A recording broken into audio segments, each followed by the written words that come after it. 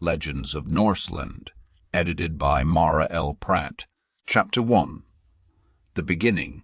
In the beginning, when the beautiful and sunny world was first made, there stood in the very midst of all its beauty, my Ida, a mountain so high, so far away, up among the snowy clouds, that its summit was lost in the shining light of the rays of the sun.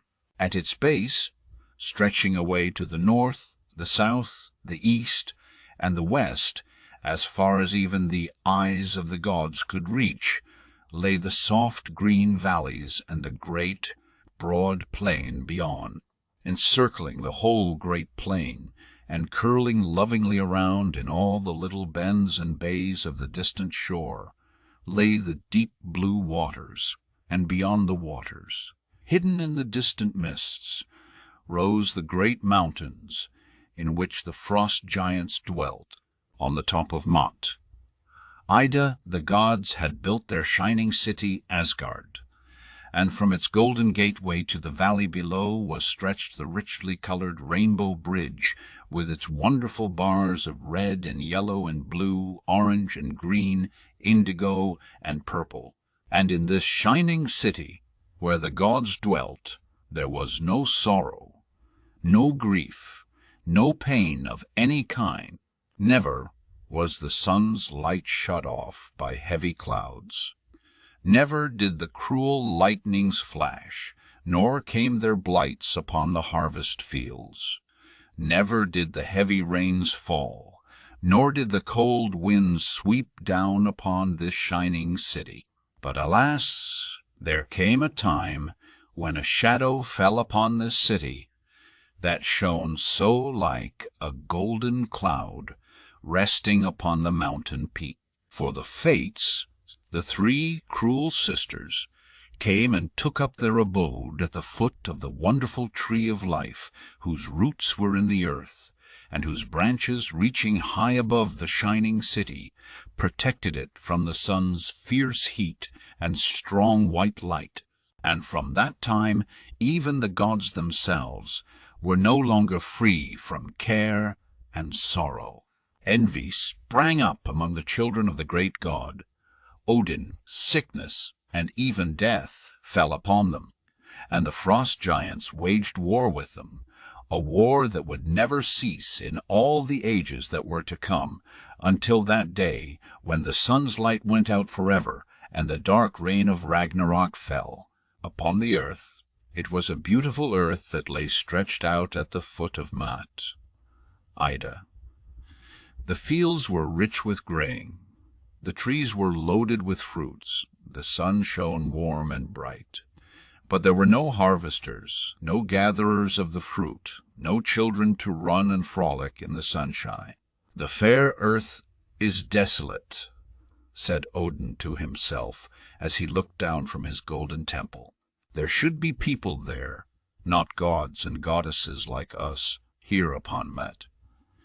Ida, but beings less powerful than we, beings who can love and enjoy, and whose children shall fill the earth with their happy voices, and the care of all these beings shall be mine. As he spoke, he, the All-Father, passed down the rainbow bridge, out into the rich green valley below. As he passed on beneath the trees, he saw standing together, their branches bending towards each other, a straight, strong ash and a gentle, graceful elm. From these trees, said Odin to himself, will I create the earth people. The man I will name Ask, and the woman Embla. It is a beautiful, sunny world. They should be very happy in it. How their children shall delight in the broad fields and the sunny slopes. And no harm shall come to them, for I, the All-Father, will watch over them in all the ages to come. Chapter 2. Yggdrasil. At the base of Mit, Ida stood. Yggdrasil, the wonderful tree of life. Never before nor since was there another such a tree. It had never had a beginning. Not even the oldest man, not even the gods themselves could say, I remember when this great tree was a tender sapling, I remember when it sent forth its first tiny leaves, and how it rocked and swayed, and shivered and bent its timid head as the cold Ice King swept over it.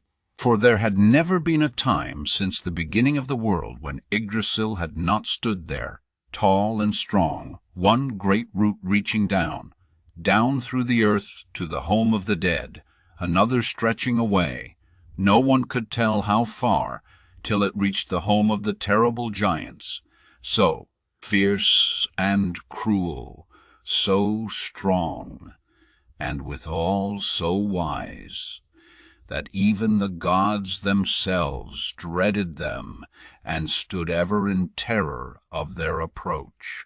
So broad, so far-reaching, so numerous were these, that they spread themselves protectingly over the whole earth, their topmost leaves rustling and whispering together above the golden palace of the gods, far up on the summit of the cloud hidden Ida. Nor was this all. Hidden among the dense leaves lived a great white eagle. No one knew whence he came. No one had ever looked upon him. But there he sat, ages upon ages, singing forever the story of the Creator of the earth and the wonderful deeds of the gods who dwell in the shining city of Asgard. The leaves of the tree sang sunset songs and whispered to each other secrets, sometimes sad, sometimes gay, which even the gods, with all their wisdom, could not understand. At the foot of the tree, away down, at the end even of the deepest, farthest root, lay the well of wisdom. Its waters were black. Sometimes they were very bitter, and few there were who had the courage and the perseverance to search out the hiding place of this wonderful spring. Then, too, it was guarded by a grim old giant Memory, who so loved this well, and so dreaded the approach of man or god to its waters, that he would not allow them even to touch their lips to it, until they had sworn to surrender to him whatever thing was dearest in life to them. This was a heavy price to pay for wisdom, and few there were who cared to pay it. Will you give me your children? Will you give me your freedom? Will you give me your health? Will you give me your health? Will you give me your tongue, your ears, your eyes? The old giant would ask of the mortals who came to drink of the waters of the well of wisdom. And always, when the mortals heard these questions, they grew pale and trembled with fear. Go back to your homes, the old giant would thunder. You desire wisdom, it is true, but you are not willing to pay the price for it. Then the mortals would hurry away, their hearts beating with fear, their ears ringing with the thunderous tones of the terrible giant, who, since the earth was made, had sat at the foot of Yggdrasil guarding the secrets from all the world. Chapter 3.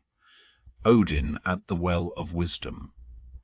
As Odin looked down from his home in Asgard, and saw the people he had made from the ash and the elm trees, he sighed to himself and said, "These are my children. It is I who created them. They are innocent and pure and sweet, but alas, how little they know of life. By and by there will come to them danger and sorrow.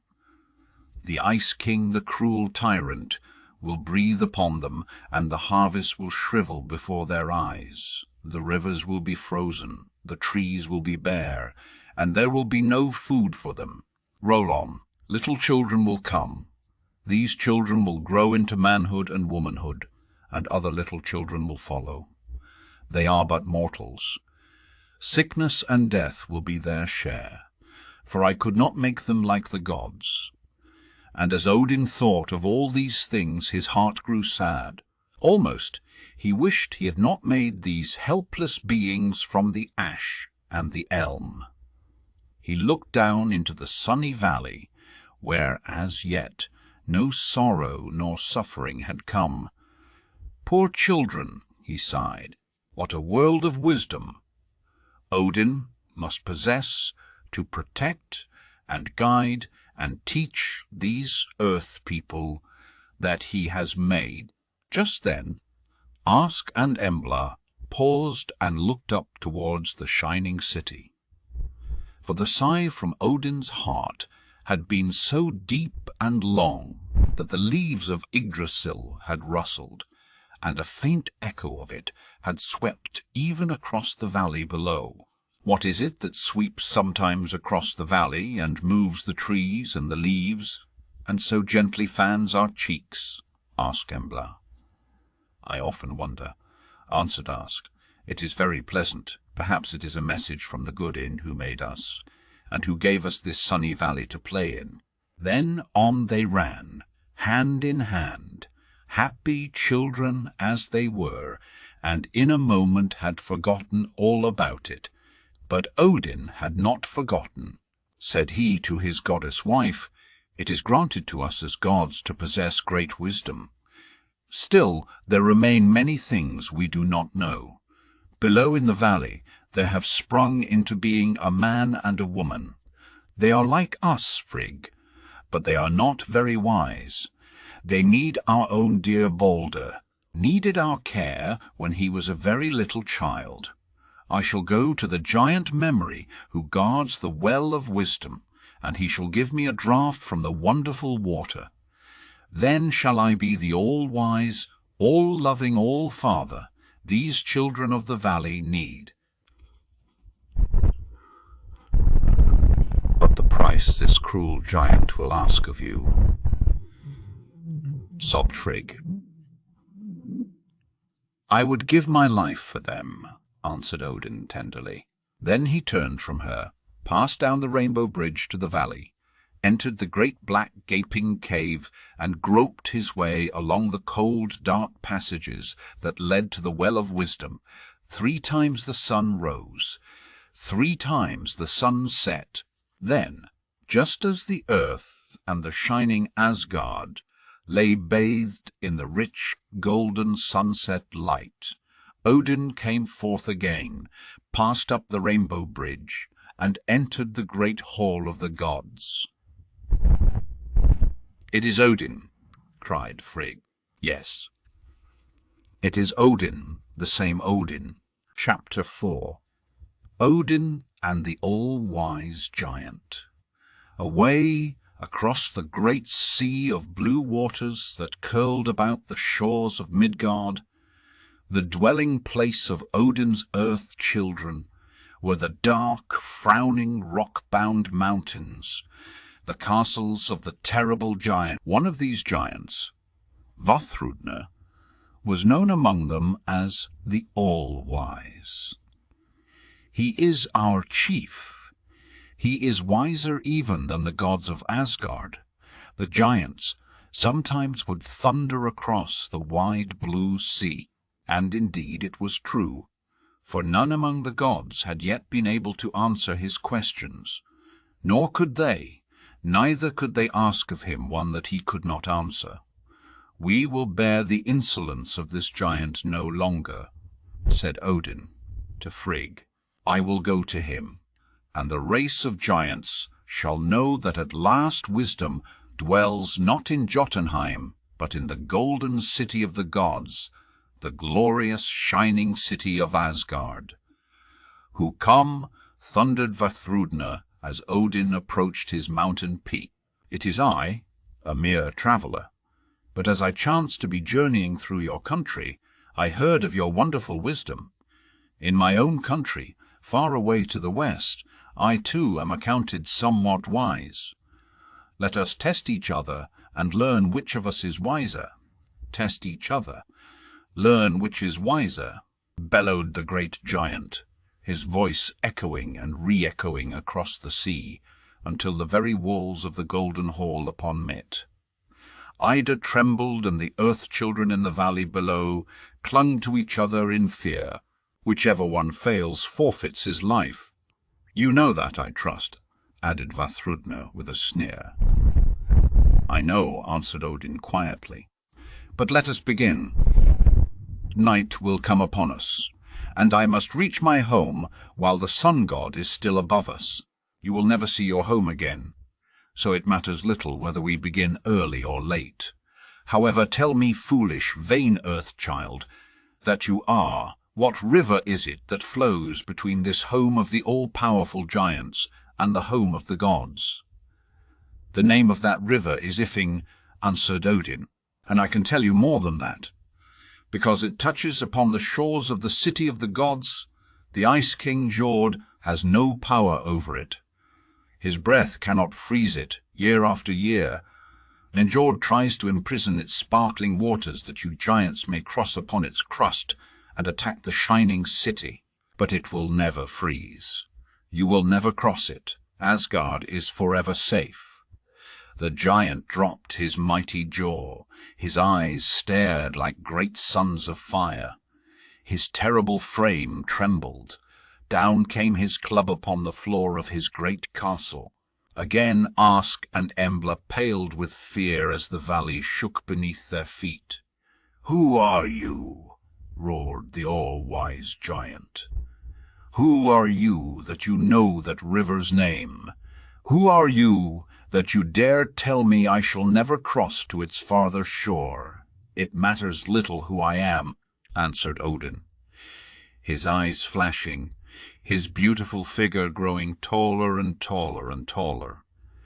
"But listen now, while I whisper into your ear my question." And with a mighty stride, Odin crossed to Vafthrudner's throne, leaned forward, seized him by the shoulder, and hissed 3 words into the gigantic cave-like ear. What those words were, no man ever knew. Forever they shall remain a secret between Vafthrudner and the All-Father Odin. The giant paled, staggered to his feet, groaned and fell. The walls of the great hall swayed to and fro. The lightning flashed, the thunder pealed from peak to peak. Odin had conquered. The All-Father was now the All-Loving, and the All-Wise too, and as such was ever after acknowledged by all living creatures, gods and men, dwarfs and giants. Chapter 5. The Stolen Wine. Part 1. There had lain for ages upon ages, hidden away in the great rocky cellar of one of the giants' castles, a cask of wine which had been stolen from the gods. Never before had the gods been able to learn what had become of it, what giant had stolen it, nor in what castle it was hidden. But now that Odin had become all-wise, nothing could be concealed from him. "I know at last where the wine lies hidden," said Odin one day to his son Thor, "and I shall set forth to find it." Thor brought down his hammer with a thud. "Let me go with you," cried he, springing up, "and let me fell to the earth with one blow of my magic hammer the giant who has stolen and has kept hidden all these ages our precious wine." "No," answered Odin, "this time I must go alone. The wine is guarded day and night, and it will not be easy to bring it away, even when I have found it. But watch for me, dear son. One day there will come, beating its wings against the shining gates of our city, a great white eagle. Do not harm the eagle. Open the gates to him. For that eagle will be Odin, returning with the stolen wine to our city of Asgard."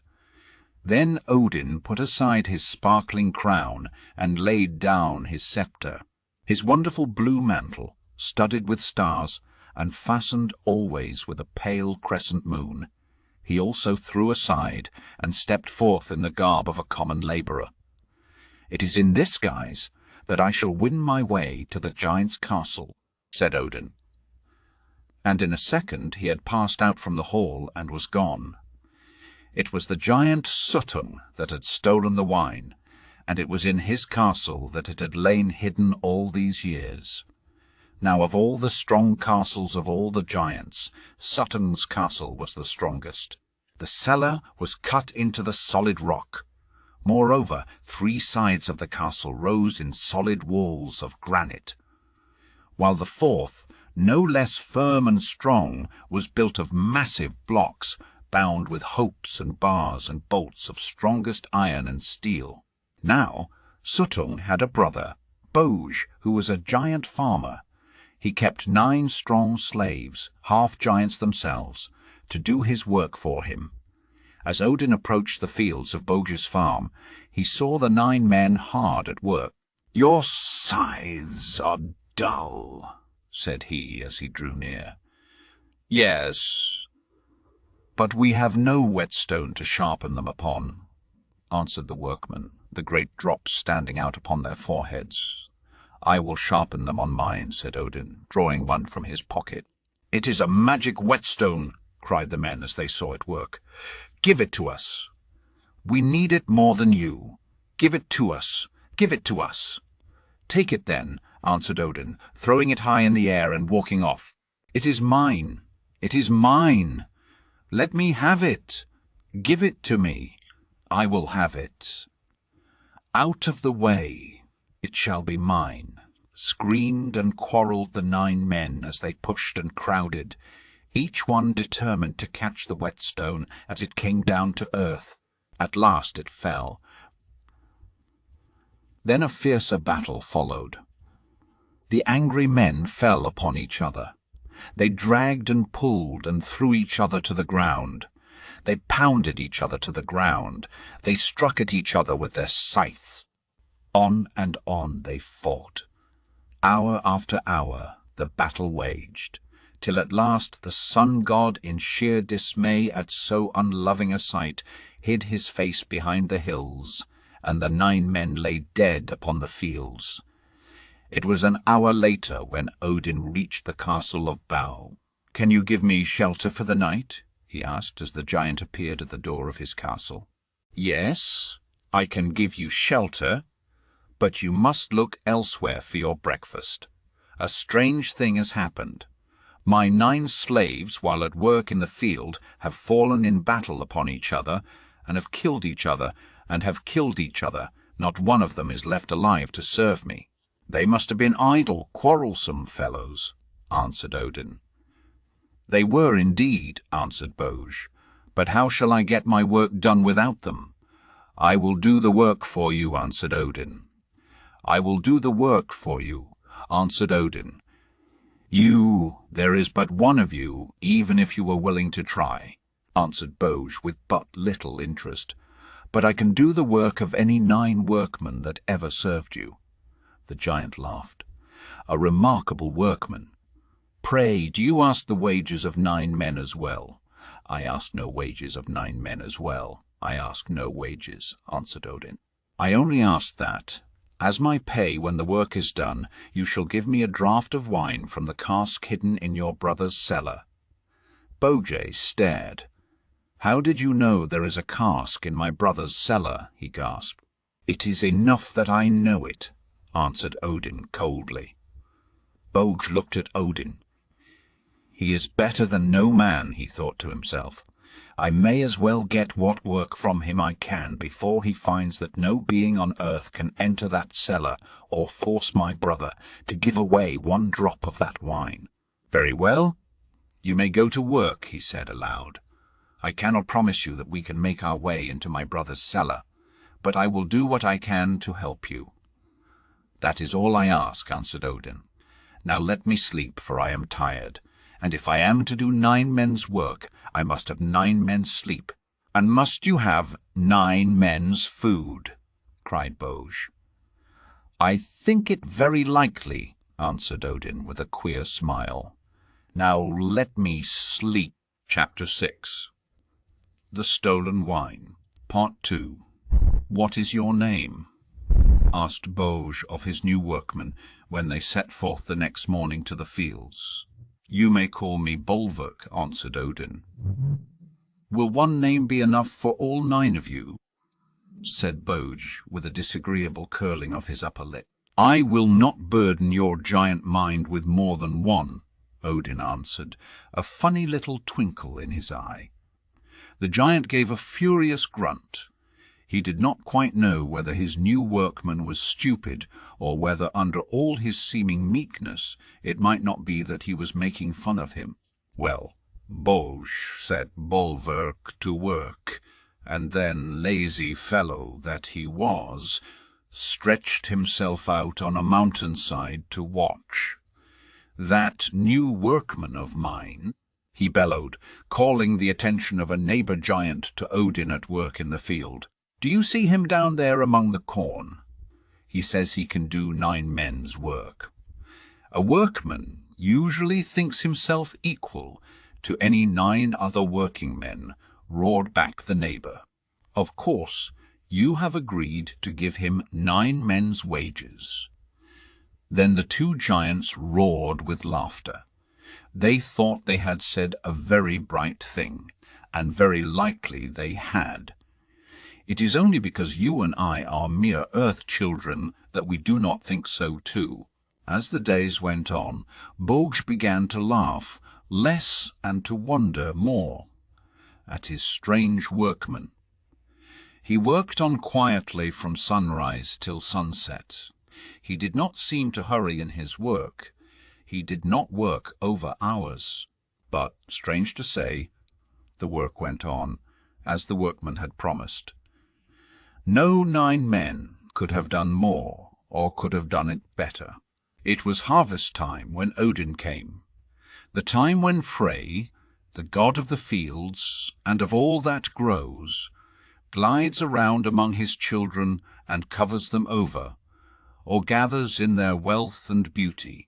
Like the kind, loving father he is, he whispers to them now of NORSELAND, who so soon will come, sweeping across the earth, breathing his cold, freezing breath upon all the world, and covering it over with the cold white sheet that kills the flowers and the fruit. He teaches his children to curl themselves up beneath the earth until the cruel NORSELAND is gone. For NORSELAND seeks to kill the tiny leaves and buds, and shrivel the radiant flowers that, through all the long, warm summer days, have lifted their faces so brightly to their good friend, the sun god. Perhaps it was because Frey and Odin worked together that there were such rare crops, and that the harvesting went on so smoothly. Certain it was that all the fields were cleared, the cellars were filled, and all was ready for the long, cold months to come, when cruel Njord was king. Even Boge was in good humour. "You are indeed a wonderful workman," he said to Odin, as the last cellar was fastened and he sat down to rest. "You are kind," answered Odin, the funny little twinkle coming again into his eyes. "Perhaps you would be willing to come with me now to your brother, that I may drink from the cask of wine that he keeps so closely guarded in his cellar." Boge began to feel uncomfortable. "He will not allow either you or me to so much as look upon that wine." "You cannot have it," said Odin, growing very tall and godlike, his wonderful eyes flashing with a light like fire. "You promised to do all you could to help me. Come and do as I bid you." Boge stared. His first thought was to kill the workman on the spot. But there was a something about him, he hardly knew what, that made him instead rise and follow Odin to the brothers' castle. "Tell me which cellar holds the wine," said Odin, when they had reached the brothers' mountain. "This one," answered Boge. "Now take this auger. Make a hole with it through the solid wall." Boge obeyed like one in a dream. It was a magic auger. How it worked! How it worked! How the powdered stone flew in a cloud about his face. "This is a very Boge," stopped. What had become of his workman? Not a soul was in sight. Odin had disappeared, and to this day the giant never knew what became of him, nor does his brother know who stole his wine from the cellar. The stupid Boge stood staring, now at the auger, now at the hole in the wall. He saw a little worm climb up the wall and disappear through the hole. That is all he ever saw or ever knew. The little worm laughed to itself as it crept in out of sight. "You are very stupid, Bauge, not to know me." Reaching the inner side of the wall, the little worm stopped to look about. There stood the cask, and beside it sat the daughter of the giant. "Poor girl," said the daughter of the giant. "Poor girl," said the worm to himself. "It is a bitter fate to be doomed to sit forever in this wretched dungeon, watching your father's stolen treasure. But be happy. Soon you will be free. There will be no wine to watch." The young giantess must have heard his words, for she looked up. There, just in front of the hole, the ray of light falling full upon his golden hair, stood a most beautiful youth. He looked so kindly upon her, and his eyes were so full of pity. Her heart went out to him at once. "I am very tired," said he gently. "So very tired. I have come a long, long distance. My home is far from here. I cannot tell you how far, but very, very far, if you would give me just one draught from the cask of wine." The poor girl, grateful for the sound of a friendly voice and for the sight of a human face, arose and lifted the lid for him. Odin leaned over the cask. He put his lips to the wine and drank.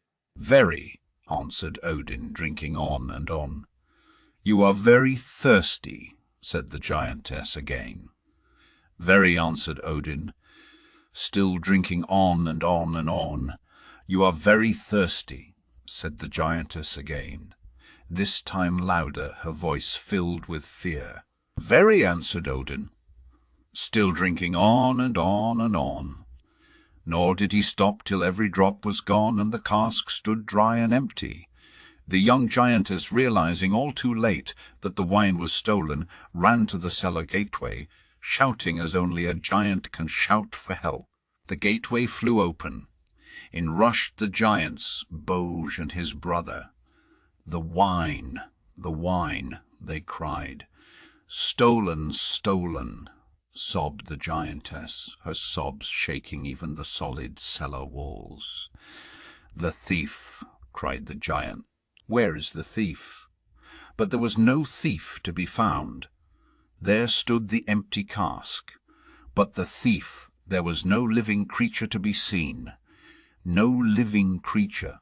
I should not have said quite that, for there arose from a darkened corner of the cellar a beautiful great white bird. Its wings brushed against the sides of the gateway as it passed. Then higher and higher, up, up, far, far away beyond the sea, above the clouds it soared, nor rested till its great wings beat against the golden bars of the shining gates of Asgard. Chapter 7. Loki's Theft. Thor was the son of Odin. He was a brave young god, and when the frost giants came sweeping down upon the shining city, none were more brave to fight for the protection of Asgard, the beautiful home of the gods, than Thor the son of Odin. There was another son, Loki. A cruel, wicked, idle, evil-hearted god was he, the sorrow of his father Odin, the grief of his mother Frigg, and the terror of all the gods and goddesses. Over this son the great Odin wept often bitter tears, more bitter still since he had drunk from the well of wisdom. For since then, knowing as he did all things past and future, he knew that a day was yet to come, when, because of this wicked Loki, the light would go out from the earth, damp and cold and darkness would fall upon the shining city. The frost giants would overcome the gods, and there would come an end to all life. Nor was there any escape, nor hope for any help. This fate the Norns had decreed should be, and through the evil-hearted Loki it was to come. In the golden hall of the gods dwelt Thor, and with him his beautiful wife Sif. Of all the goddesses, There was none like her. Her eyes were of heaven's own blue, and the light in them was borrowed from the stars. Her hair was of yellow, yellow gold, and, as it lay massed above her pure white brow, it vied with the golden light of harvest time in softness and rich, deep colour. One happy, peaceful day, when there was no danger abroad, and rest and peace had spread themselves above the halls of the city of Asgard, Sif lay sleeping. The sun-god's covering of soft, warm rays fell upon her, and the leaves of Yggdrasil had spread themselves above her in tender, loving protection. Loki, the idle one, angry and revengeful, as he always was when happiness and rest and peace had driven out sorrow and care, paced angrily up and down the golden streets, his deep black frowns darkening even the clear white light of heaven. He came upon the beautiful sleeping wife of Thor. "I hate my brother," he hissed through his cruel teeth, "and how proud he is of this golden hair of Sif's." The wicked light flashed from his deep black eyes. Softly, like a thief, he crept towards the sleeping Sif. He seized the golden hair in his hand. A cruel smile shone over his evil face. "Boast now of your beauty, O Sif," he sneered. "Boast now of your Sif's golden hair, O Thor," he growled, and with one great sweep of his shining knife, he cut from the beautiful head the whole mass of gold. It was late when Sif awoke. The leaves of Yggdrasil were moaning for the cruel deed. The sun was sinking sorrowfully below the distant mountain peaks. "Oh, my gold, my gold," sobbed Sif. "Oh, who has stolen from me in my sleep my gold?" His heavy call echoed across the skies and pealed from cloud to cloud. He was angry, for he had heard Sif's bitter cry and felt some harm had come to her. "It is Loki that has done this," he thundered, and again his voice rolled from cloud to cloud. The very mountain peaks across the sea in the country of the frost giants rocked and reeled. The waters foamed and tossed. The scorching lightnings flashed from his eyes. The whole sky was as one great sheet of fire. The earth children trembled as they had never trembled before. Even Loki, shivering with fear, cowered behind the golden pillars of the great arched gateway. "Forgive me," wailed he, as Thor flashed his great white light upon him. "Out from your hiding place, O coward! Out, out, or my thunderbolt shall strike you dead." Spare me, groaned Loki. "Only spare me, and I will go down into the earth where the dwarves do dwell. Go," thundered Thor, not waiting for the wretched god to finish. "Go and bring back to me a crown of golden threads, woven and spun in the smithies of the dwarves, that shall be as beautiful and 10,000 times more beautiful than the golden crown you have stolen from the head of Sif. Go to them, tell them what you have done, and never again enter the shining gateway of the city of our father, Odin, until you bring the crown." Loki slunk away, the thunders of the wrath of Thor slowly, slowly following him. The lightnings flashed dully across the skies. The low rumbling of thunder, distant but threatening, warned Loki that the wrath of Thor was not appeased. Neither would it be, nor would there be any return to Asgard for the evil-doer, until the crown of gold was won. Chapter 8. Thor's Hammer. It was away down in the underground caves, and beneath the roaring waters of the rivers, and deep in the hearts of the mountains, that these dwarf workmen dwelt, and worked their smithies, and spun their gold and brass. "Make me a crown of gold for Sif, the wife of Thor," snarled Loki. bursting in upon the workshop of the dwarves. The dwarves were ugly little creatures with crooked legs and crooked backs. Their eyes were black, wicked little beads of eyes, and their hearts were malicious, but they were the willing and ready slaves of the gods. And so, at even this ill-natured command from Loki, they set themselves to work. The coals burned and blazed, the forges puffed and blew. The little workmen moulded and turned and spun their gold. Hardly had the sun-god lifted his head above the castles of the frost giants, hardly had his light fallen upon the rich colours of the rainbow bridge, when Loki came forth from the underground caves, the shining crown in his hand. Quickly he rose high in the air, and stood before the gates of the city. "Have you brought the crown?" thundered Thor from within the gates. "I have brought the crown," answered Loki in triumph. "And more than that," added he, when the gates had been opened to him, "I have brought as gifts from the dwarves a ship that will sail on land or sea, and a spear that never fails. Oh, there are no such workmen among any dwarves as these who made the spear, the ship, and the crown. You boast of what you do not know," croaked Brock, a little dwarf who stood nearby. "Who says I do not know?" cried Loki, turning sharply. "I say you do not know," croaked the little dwarf again, his bead-like eyes snapping angrily, his whole crooked frame quivering with rage. "I have a brother, a workman in brass and gold, who can make gifts more pleasing to the gods than any you have brought." Loki looked down upon the little dwarf in scorn.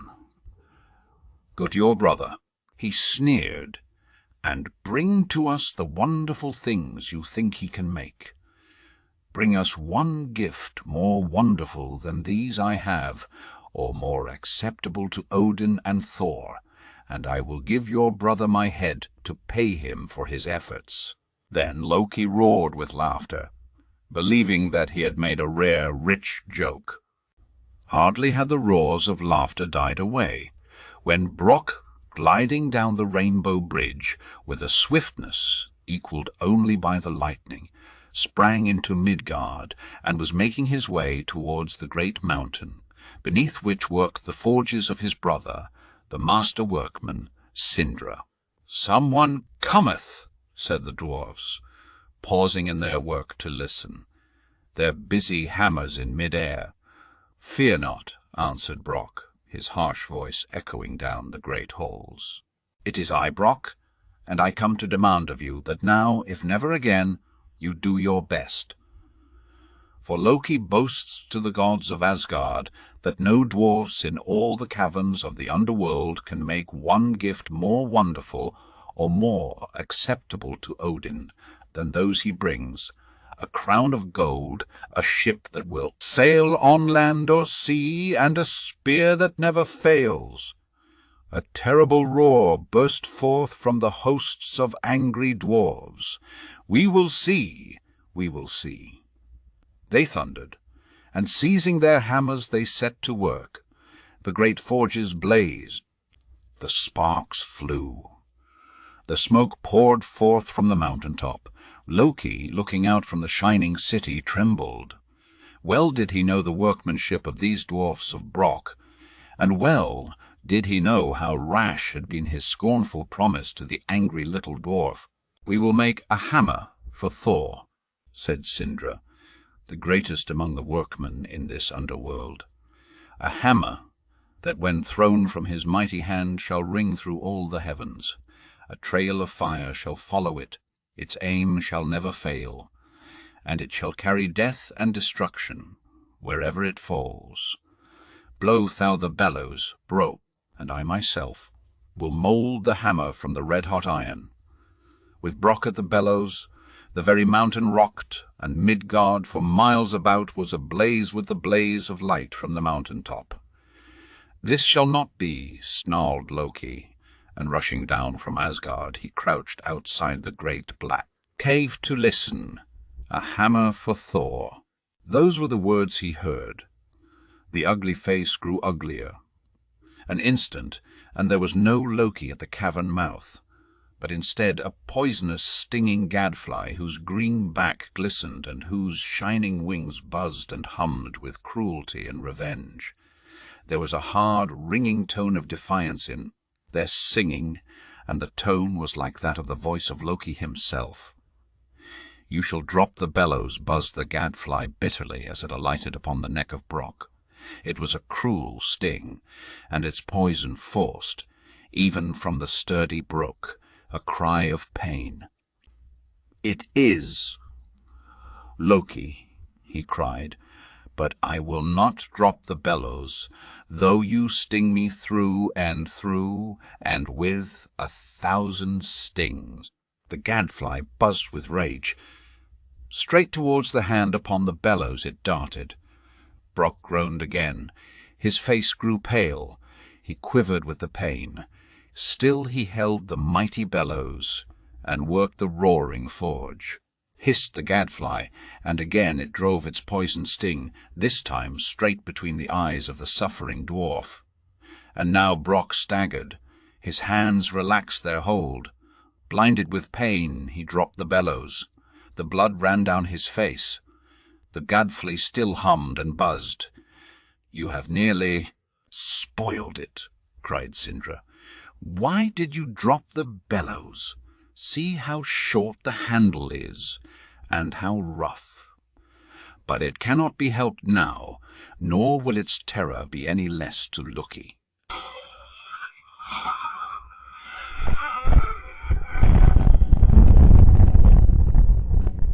"I would have made it handsome, but there is a power in it that shall make even the gods tremble in all the ages to come. Hurry away with it, and place it in Thor's mighty hand. Take them all, and bring me Loki's head. He has promised. Surely even he must keep his word, wicked and deceitful though he is." Brock seized the hammer, and, with the gifts, hurried up through the dark cavern, out into the light of Midgard, up the rainbow bridge, and, with triumph in his swarthy face, sprang into the presence of the great god Odin. Roared with laughter at the sight of the awkward, clumsy hammer, but there was a proud, confident look in the dwarf's shining eyes that Loki did not like, and, coward that he was, his heart began already to fail him. "Let us see the gifts," said Odin, "that we may judge which workman among the dwarves has proved himself most wonderful." "First of all," said Loki, coming forward, "here is the golden crown for—" Seized the crown, and placed it upon poor Seized the crown, and placed it upon poor Sif's head. "Wonderful!" cried all the gods. For straightway the golden hair began to grow to Sif's head, and in a second it was as if her golden locks had never been stolen from her. "To you, O Odin," said the dwarf, now coming forward, "I give this ring of gold. It is a magic ring, and each night it will cast off from itself another ring, as pure and as heavy, as round and as large as itself." "What is that?" sneered Loki. "Compared with this, see, O Father Odin, I bring you a magic spear. Accept this, my second gift." "It is a magic spear that never fails." "But behold my second gift," interrupted Brock. "It is a boar of wonderful strength. It too is magic. No horse can run, no bird can fly with such speed. It travels both on land and sea, and in the night its bristles shine with such a light that it matters not how dense the blackness. The forest or the plain will be as bright as noonday. I too have a gift that will travel on land or sea," cried Loki, pushing himself forward again. "See, it is a ship, and not only will it travel on land or sea, but it can lift itself and sail like a bird above the clouds and through the air. It will be hard indeed to say which gift is greatest," said Odin kindly. "Look now, O Odin and Frigg and Thor and Sif and all the gods at this, the last of my 3 gifts. This hammer, O Thor, I bring to you, the god of thunder. Strike with it, and your thunders shall echo and re-echo from cloud to cloud as never they were heard before. Thrown into the air, or at a foe like Loki's spear, it shall never miss its aim. But more than that, it shall return always to the hand of Thor. No foe can conceal it, no foe can conceal it, no foe can destroy it. It will never fail thee, O Thor, thou god of thunder. But what a clumsy handle, sneered Loki, who already began to fear the hammer was to win the favor of the gods. Yes, answered Brok, the handle is clumsy and it is short. But none knows better than you why it is so. Loki colored and moved uneasily. Do not think, continued Brok, that I do not know it was you who sent the poisonous gadfly to sting and bite me as I worked at the blazing forge, pounding out the brass and gold from which this hammer is made. You thought to pain me into giving up this contest, you coward, you evil one, you boaster. When the handle was welded just so far, you drove the gadfly into my eye. I could not see to finish the work, but although the handle is short and clumsy, the magic power is there, and with it in his hand, no power in earth or among the frost giants even can overcome our great god Thor. A ringing shout of joy arose from the gods. Thor swung his hammer over his head and threw it far out against the clouds. The thunder rolled, the clouds filled with blackness, and the lightnings flashed as the magic hammer, humming through the air, came back to the hands of Thor. Now give me my wager, cried Brok. I was promised the head of Loki. Take it, laughed Loki. Take it, laughed Loki. Bit. Brok drew near. I will take it, he hissed through his set teeth. And a rich day will it be both in Midgard and in Asgard, when your miserable head is bound down in the home of the dwarfs of the underground world. But halt, commanded Loki. My head you may have, but you must not touch my neck. Neck! One drop of blood from that, and you forfeit your life. Brok stood for a moment white with anger. He knew that he was foiled. Then, springing forward, he thundered, I may not touch your neck, but see, I have my revenge. And so, falling upon Loki, who struggled but struggled in vain, he whipped from his mantle a thong and thread of brass. And before even Loki knew what had been done, he had sewed firm together the lying, boasting lips of the evil god, Loki, the wicked-hearted son of Odin. Chapter 9. The Theft of the Hammer. It was to the sweet and loving god Baldur that the earth owed its warmth and beauty, its rich fruit and its rare harvests. How the frost giants hated Baldur, and how they struggled year after year to wrest the earth from him. They hated the warmth Baldur brought with him, for it destroyed their power. They hated the sweet flowers and the soft grass and the tiny leaves that everywhere peeped out when the winds whispered, Baldur is coming, Baldur is coming. But no sooner had Baldur turned away and said, Goodbye, dear earth, for a little time. Remember, Baldur loves you, and will come back again to you. Then the frost giants would creep out from their mountain gorges and burst forth upon the fields and forests. The tiny, bubbling brooks they would seal with their cruel chains of ice. Even the great rivers could not hold their freedom against the giant power. Like angry fiends they would seize upon the leaves and tear them from the trees. The tiny flowers hung their heads and shriveled with fear when they approached. Nor were the frost giants content until the whole earth lay brown and cold and barren beneath their hand. Then all beauty swept away. They covered over all. their silent sheet of snow, and stood, grim sentinels, cold and hard, guarding their work of destruction and desolation. There was deep silence when the frost giants reigned.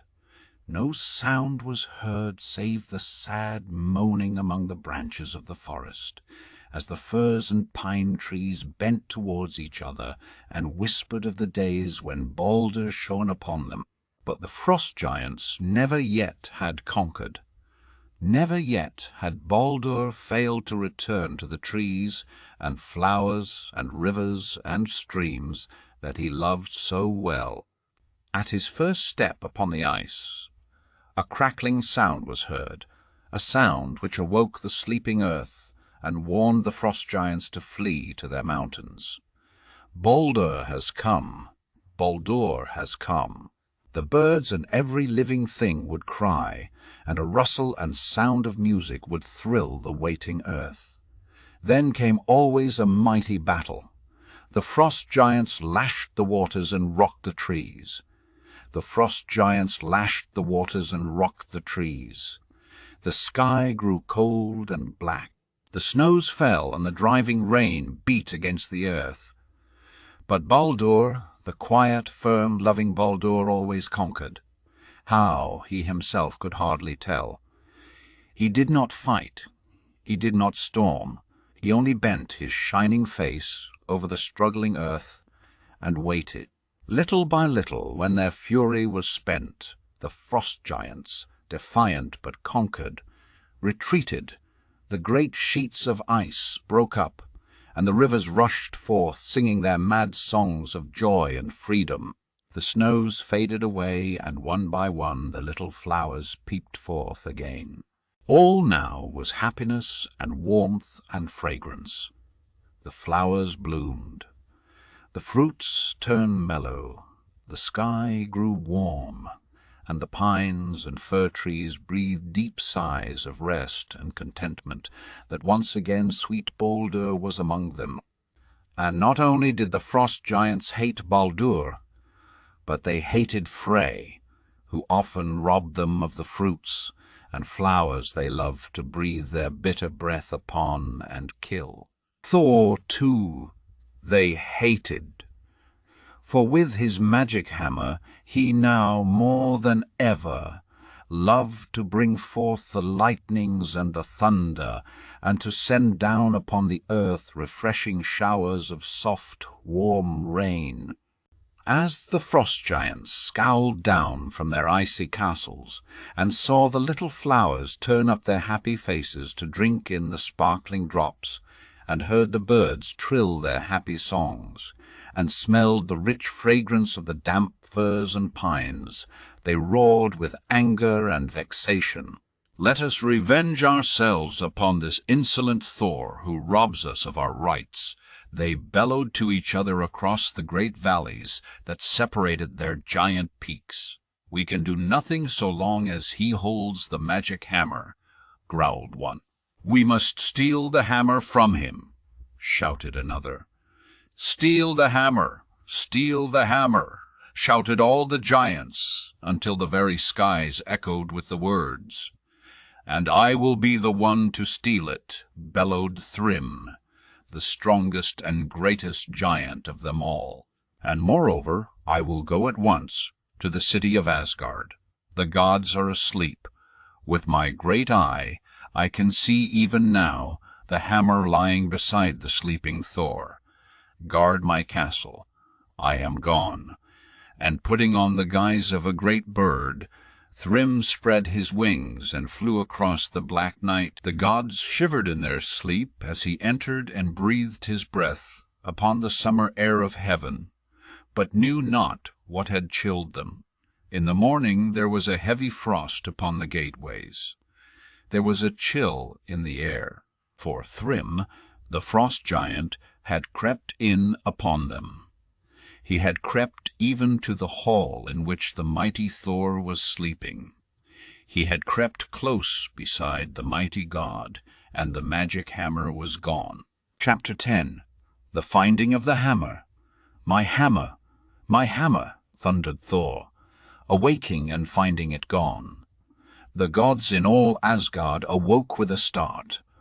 "What a crash of thunder! So quick, so sharp!" cried the earth people, for they did not know it was a cry of rage from Thor.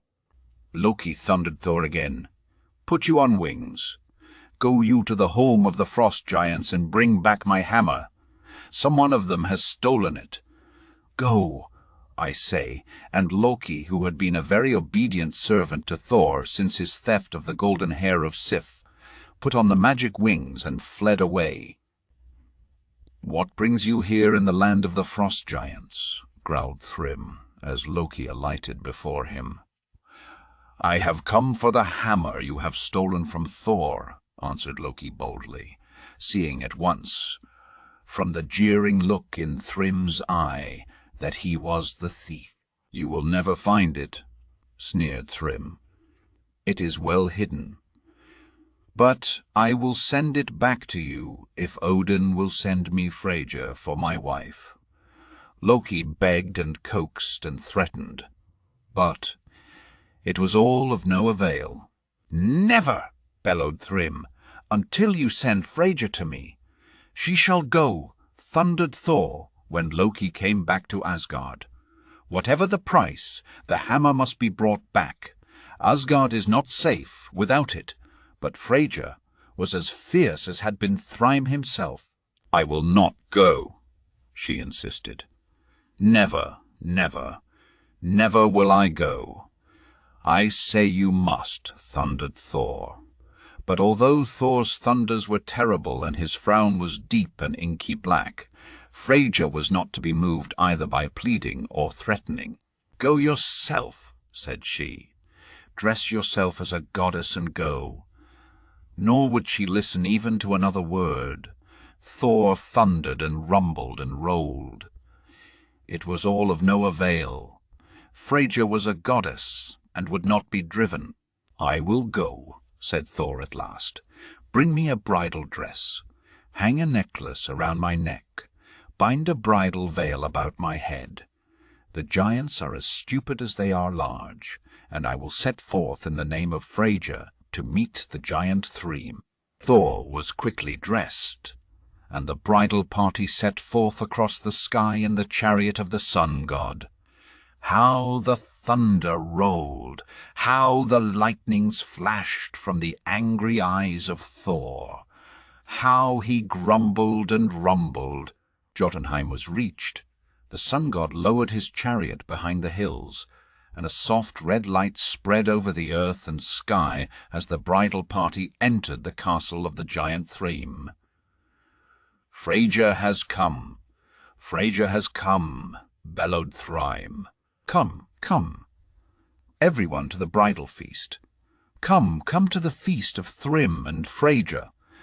The giants in all the mountains round about answered to the call of Thrym. An hour, and the huge castle was filled with the huge guests. A great feast was held, but through it all Thor sat silent and motionless. Indeed, he dared not move, he dared not speak, lest the thunder burst forth from his lips or the lightning shot forth from his eyes.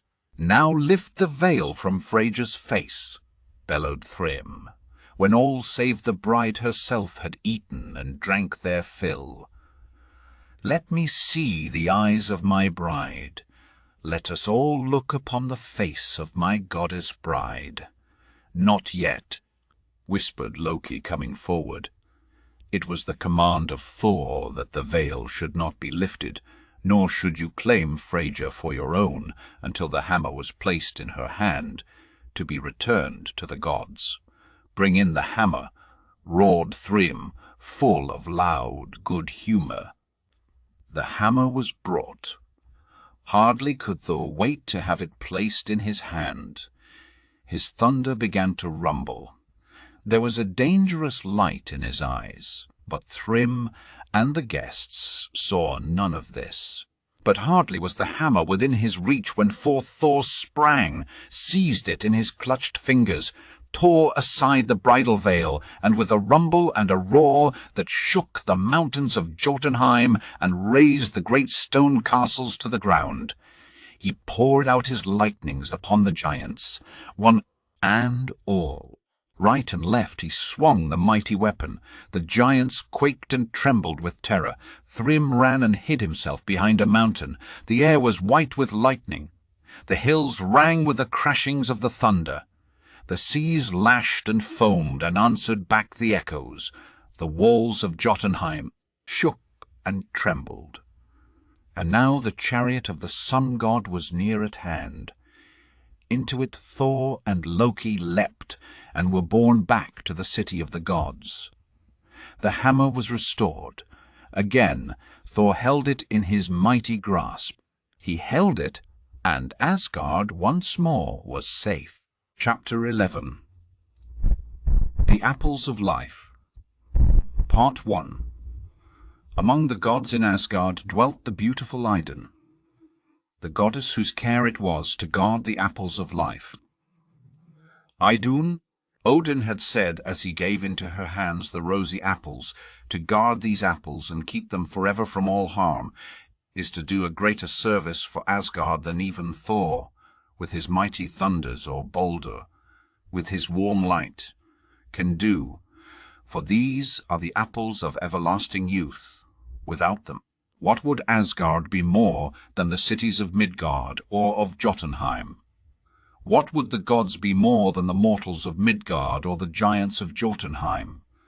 So guard them well, beautiful Idun, for to them, well, beautiful Idun, for to them you owe your beauty, even as we owe to them our never-fading youth.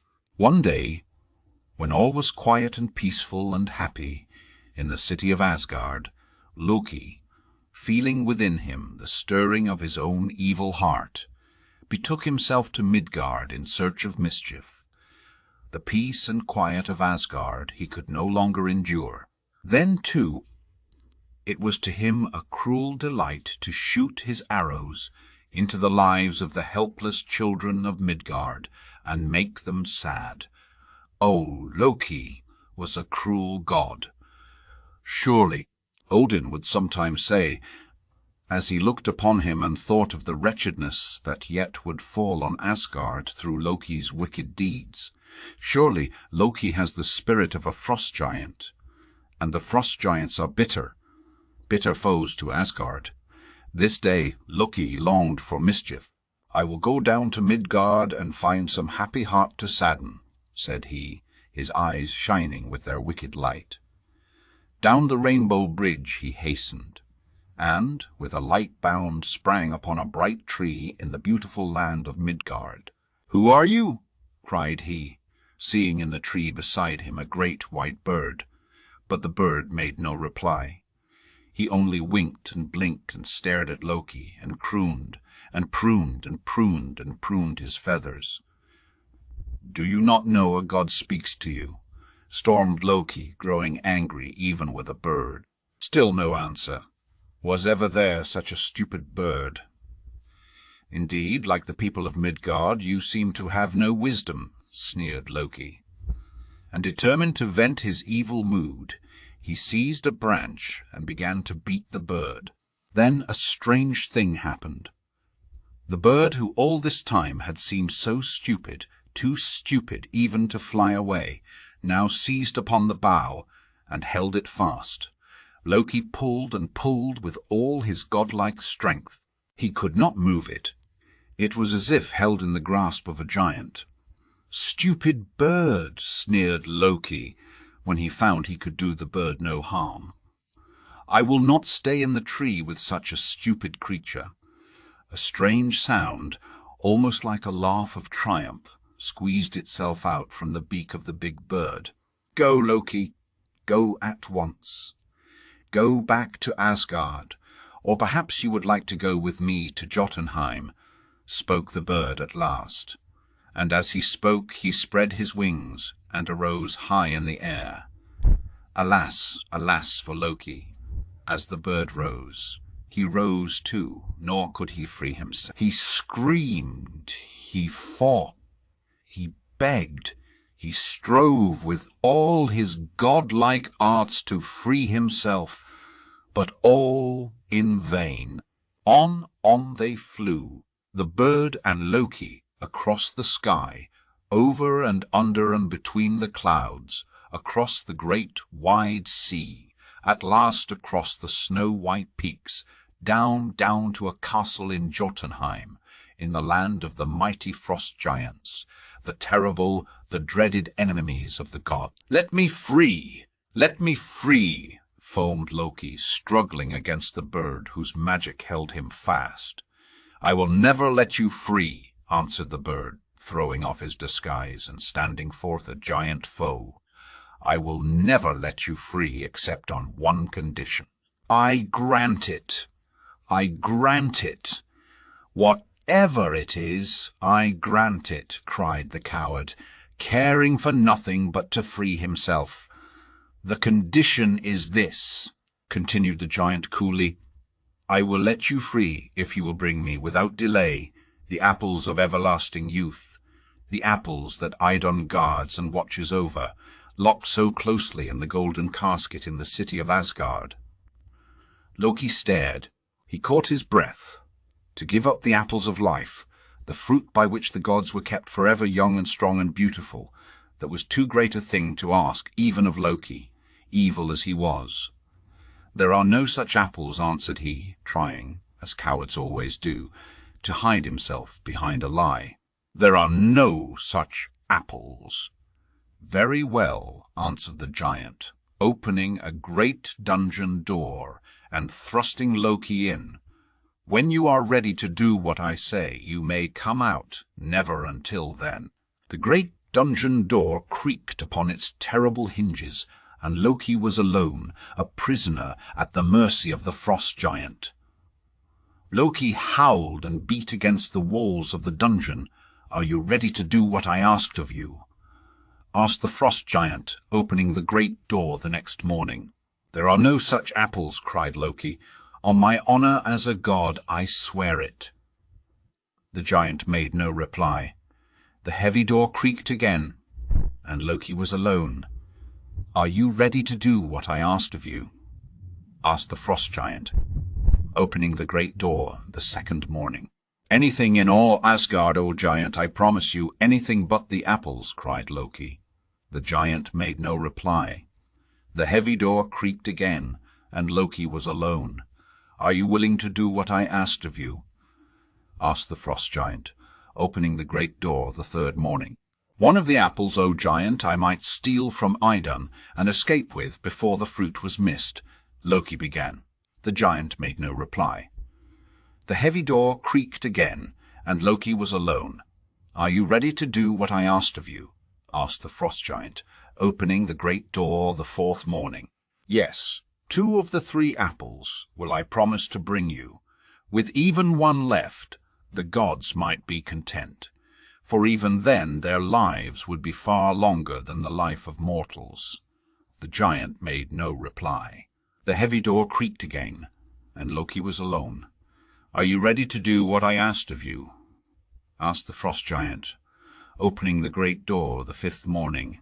"Yes," answered Loki meekly. "You are willing to bring the apples of life?" "Yes." "And you will bring all 3 of them?" "Yes." "And you will bring them at once?" "Yes." "Go then. I will go with you. Outside the walls of the shining city, I will wait for you to bring the apples to me." Then, putting on the guise of birds, the 2 set forth, reaching the gateway of the city, just as the sun god was pouring down his flood of red and golden light upon the shining spires. The whole city lay bathed in the sunset splendor. "Idun," said Loki, going directly to her, "it is well you guard so closely these golden apples of life. Without them we should grow old and die, even as wretched mortals grow old and die. Even as wretched mortals grow old and die. Indeed, it would fare ill with us if harm came to these precious apples. See, the rich bloom upon them. If that were lost, then would our bloom be lost as well. and we should grow old and wrinkled, answered Loki. And still it seems very strange, but outside the gate of our city, just on the outer walls, are growing apples, looking so like these I cannot tell them one from the other. Bring your apples with you, and let us see if they are alike. If they should prove to be, then I will gather them for you, and we will put them all together in the golden casket. How strange, thought Idun innocently. The frost giant, in his great bird guise, wheeled round and round, impatiently awaiting the coming of Idun and the apples. Hardly had the gates closed upon her, when down he swooped, seized her in his great strong beak, and flew with her across the sea to his home among the mountains. The days rolled on and on. The sun god rose and drove his chariot across the sky and sank behind the distant purple hills 1,000 times. There was a gloom, a shadow over Asgard, for the gods were growing old. The life had gone out of their eyes. Their smooth, round faces had grown thin and peaked. Their step was halting, and the feebleness of age was falling upon them. It is Loki who has done this, thundered Thor one day, when, from old age and weakness, he had been defeated in a battle with the now ever-youthful giant. It is Loki who has done this, and we will bear it no longer. Look at Odin. Even he grows weak and bent and trembling. He is like the old men in Midgard. He, Odin, the All-Father. Thor's indignation waxed stronger and stronger. He set forth in search of Loki. I will not even wait for him to come, he thundered, seizing his hammer and setting forth. I shall find him, the evil-hearted, somewhere making mischief among the innocent people of Midgard, said he. Chapter 12. The Apples of Life, Part 2. Henceforth, O evil-hearted, cruel Loki, burst forth the angry Thor. Henceforth Thor guards the walls of Asgard. Midgard, the skies, he shall forsake. No more will he brew storms. Never shall the thunder roll, nor the lightnings flash. For Thor will watch forever upon the battlements of Asgard the approach of the evil god. Such grief upon us! Never shall he enter the gates of the city again. Let him dare approach even to the golden gates, and Thor will smite him with his mighty hammer. Loki quailed before the fury of the great god Thor. To be an outcast from Asgard, even he could not bear. Spare me, whined the cowardly Loki. Spare me once more, and I will go again to Jotunheim.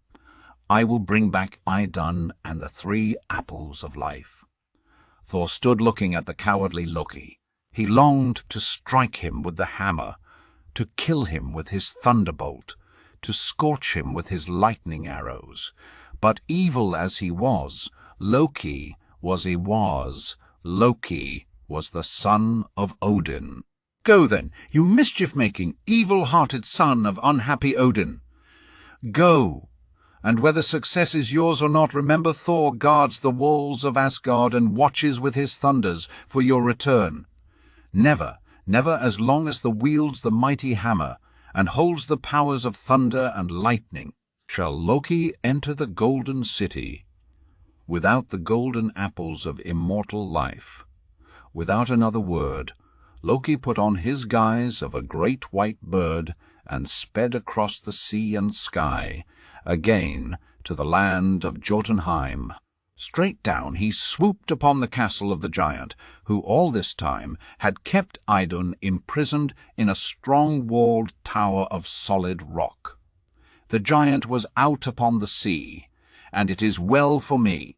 Thor, Loki, that he is. No power in Midgard or in Asgard could wrest these precious apples from the giant's grasp. One quick look out over the mountains and down upon the sea, and Loki seized Idun in his talons, changed her at once into a nut, the apples safe within the shell, and swept away towards Asgard. But alas for Loki, the giant had heard the whir of the great white wings. Leaping to his feet in his boat, he scanned the sky with his sharp giant eye. "It is Loki," bellowed he, catching sight of the great white bird among the clouds. "It is Loki! It is Loki! No bird of Midgard flies so high nor sweeps the air with such mighty wings." With one great giant pull, he shot his boat upon the shore. With one great giant bound, he struck the mountain top. "The apples of life! The apples of life!" he thundered. "Gone! Gone!" Von, second, and putting on the guise of a great grey eagle, he shot up into the sky in swift pursuit of Loki. The sun god hid his chariot behind a cloud that the shadows might protect and cover Loki. Thor sent forth his thunder. The skies blackened. The wind beat back the great grey eagle. The lightning staggered and blinded him. Still on and on he flew, gaining in spite of all upon the track of Loki. Every eye in Asgard was strained. Every giant in Jotunheim stood breathless upon his mountain. The great round faces of the giants grew tense. The wrinkled aged faces of the gods grew pale. It was a terrible race. It was a race for life and health and everlasting youth. Build fires upon the walls. Heap up the brush. Stand ready with the tapers, cried Odin, who foresaw the end. The brush is heaped. Each god stands ready, his haggard face growing whiter and thinner with fright and dread and eagerness. Already the rush of Loki's wings are heard.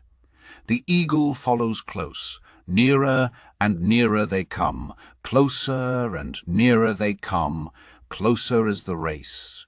One moment more, 1 second. The frightened eyes of Loki can be seen. So near he is. Thor sends his blinding fire once more across the eagle's track. It reels, for an instant it falls back.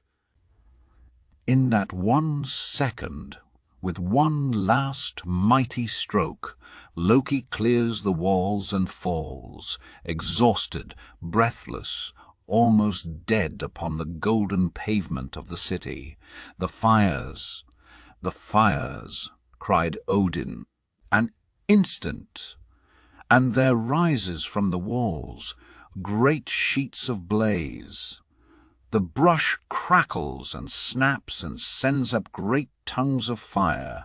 The eagle, angry, desperate and blinded by the lightning, sweeps on, straight towards them. Like a foolish moth, he bears down upon the city into the very heart of the blaze. A sudden crackling, a cry of pain, a cloud of black smoke, and the great grey eagle falls a helpless mass upon the pavement beside the breathless Loki. The haggard faces flush with hope and joy. The apples are safe. Idun has come back, the apples again are theirs, and life and joy and eternal youth once more are with them. Now the goddess of music bursts forth again in song. The god of poetry pours forth his melody. A feast is spread, and the gods and goddesses once more eat of the wonderful apples of life. The colour comes back into their faded cheeks. Light again flashes from their eyes. Youth and health and strength are theirs again. Peace reigns once more in Asgard. Chapter 13. Loki's wolf. Although the apples of life had been brought back, and although Loki appeared for some time very penitent and willing to obey the laws of the kind Odin, the gods had little faith in him. More than that, so much had they suffered that now they were in constant fear of him. "We never know," plead Freyja and Sif and Idun, all of whom had good reason to fear him, "what mischief he may be planning." And so it came about that Loki was driven forth from Asgard, as indeed he deserved to be. Straight to the home of the giants Loki went. He always had been a giant at heart, the evil creature, and was much more in harmony with them in their thoughts and acts than ever he had been with the gods whom he claimed as his people. But now that he was cast out from Asgard and could no longer share its beauties and its joys, he had but one wish. That was to be revenged upon the gods, to destroy them, and to ruin their golden city. To do this, he raised two dreadful creatures, terrible monsters. Even the gods shuddered as they looked upon them. "Loki, Loki," thundered Odin, looking down upon him in wrath that he should dare such vengeance. But Loki stood defiant.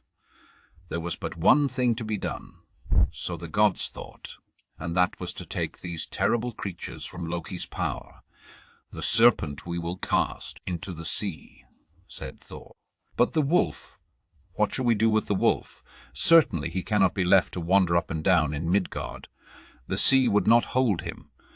Loki must not have him in Jotunheim. What shall be done with him? Kill him," said some. "No," answered Odin. "To him Loki has given the gift of everlasting life.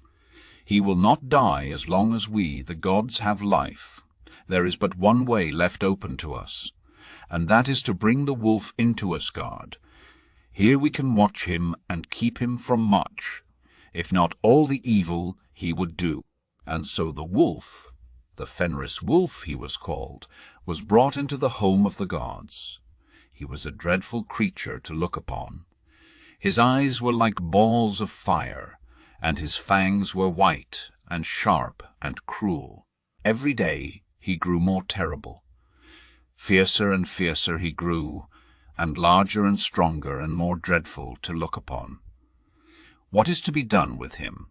asked Odin one day, his face white with despair as he looked upon the wolf, and realized what sorrow by and by he would bring among them. "Kill him!" cried one. "Send him to Jotunheim!" cried another. "Chain him!" thundered Thor. And indeed to chain him seemed really the only thing that could be done with him. "We will make the chains this night," said Thor, and at once the great forge was set in motion. All night long Thor worked the forge, hammering with his mighty hammer the links that should make a chain to hold the Fenris wolf. Morning came. The gods were filled with hope as they saw the great heap of iron. "Now we shall be safe. Now we shall be free," they said, "for no creature living can break the irons that the god of thunder forges." The wolf growled and showed his wicked teeth as Thor approached and threw the chain about him. He knew the gods hated him and feared him. He knew, too, that with his wondrous strength even the chains of Thor were not too strong for him to break. So, snarling and showing his fangs and lashing his tail, he allowed himself to be bound. "They are afraid of me," the cruel wolf grinned. "And well they may be. There is a power in me that even they do not yet dream of." The chains were tightly fastened, and the gods waited eagerly for the wolf to test his strength with them. Now, the wolf knew well enough that there were no chains that could hold him. "I will amuse myself," said he to himself, "by tormenting the gods." So he glared at the chains with his fiery eyes, sniffed here and there at them, lifted one paw and then the other, bit at them with his sharp teeth, and clawed at them with his strong claws, setting up now and then a howl that echoed like the thunders of Thor from cloud to cloud across the skies. The faces of the gods grew brighter and brighter. They looked at each other, and hope rose high in their hearts. "We are saved," they whispered to each other. "Hear how he howls. He knows he cannot break chains forged in the smithy of the mighty Thor." But Odin did not smile. He knew only too well that the wolf was amusing himself, and that when the gods were least expecting it, he would spring forth and shatter the links of the mighty chain, even as a mortal might shatter a chain of straw. "Conquered at last, you cruel Fenris wolf," thundered Thor, lifting his hammer in scorn to throw at the helpless wolf.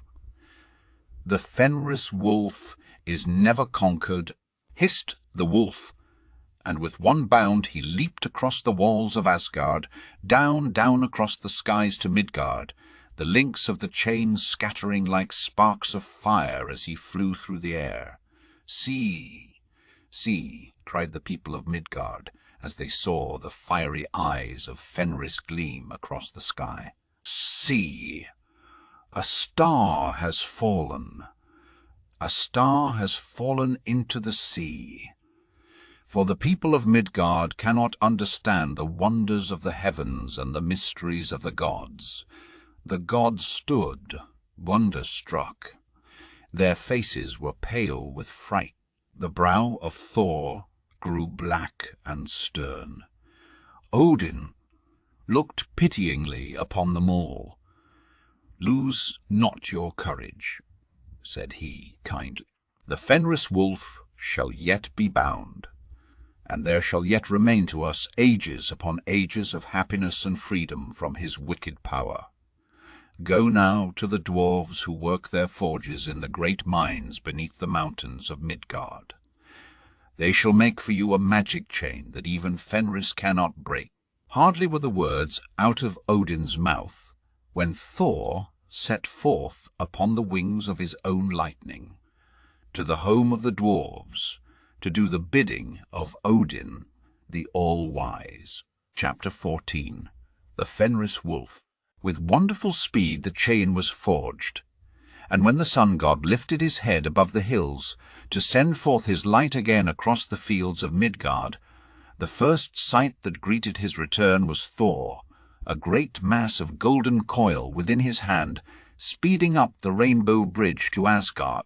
It was a tiny chain, hardly larger than a thread, but in it lay a magic strength. Entering the great golden gate, Thor saw the Fenris wolf, again creeping stealthily up and down the streets. Thor's hand shut tight upon the handle of his hammer. It was hard to believe that a blow from the hammer would not slay the wicked creature. For an instant Thor's face grew black. Then, forcing a smile and showing to the wolf the mass of gold, he said, "Come, Fenris, come with me into the hall. There the gods are to meet and test our strength upon this magic coil. Whoever breaks it, and so proves himself the strongest, is to win a prize from the great All-Father Odin." The wolf stretched back his cruel lips and showed his sharp fangs of teeth. He did not speak, but his wicked grin said, "You do not deceive the Fenris wolf."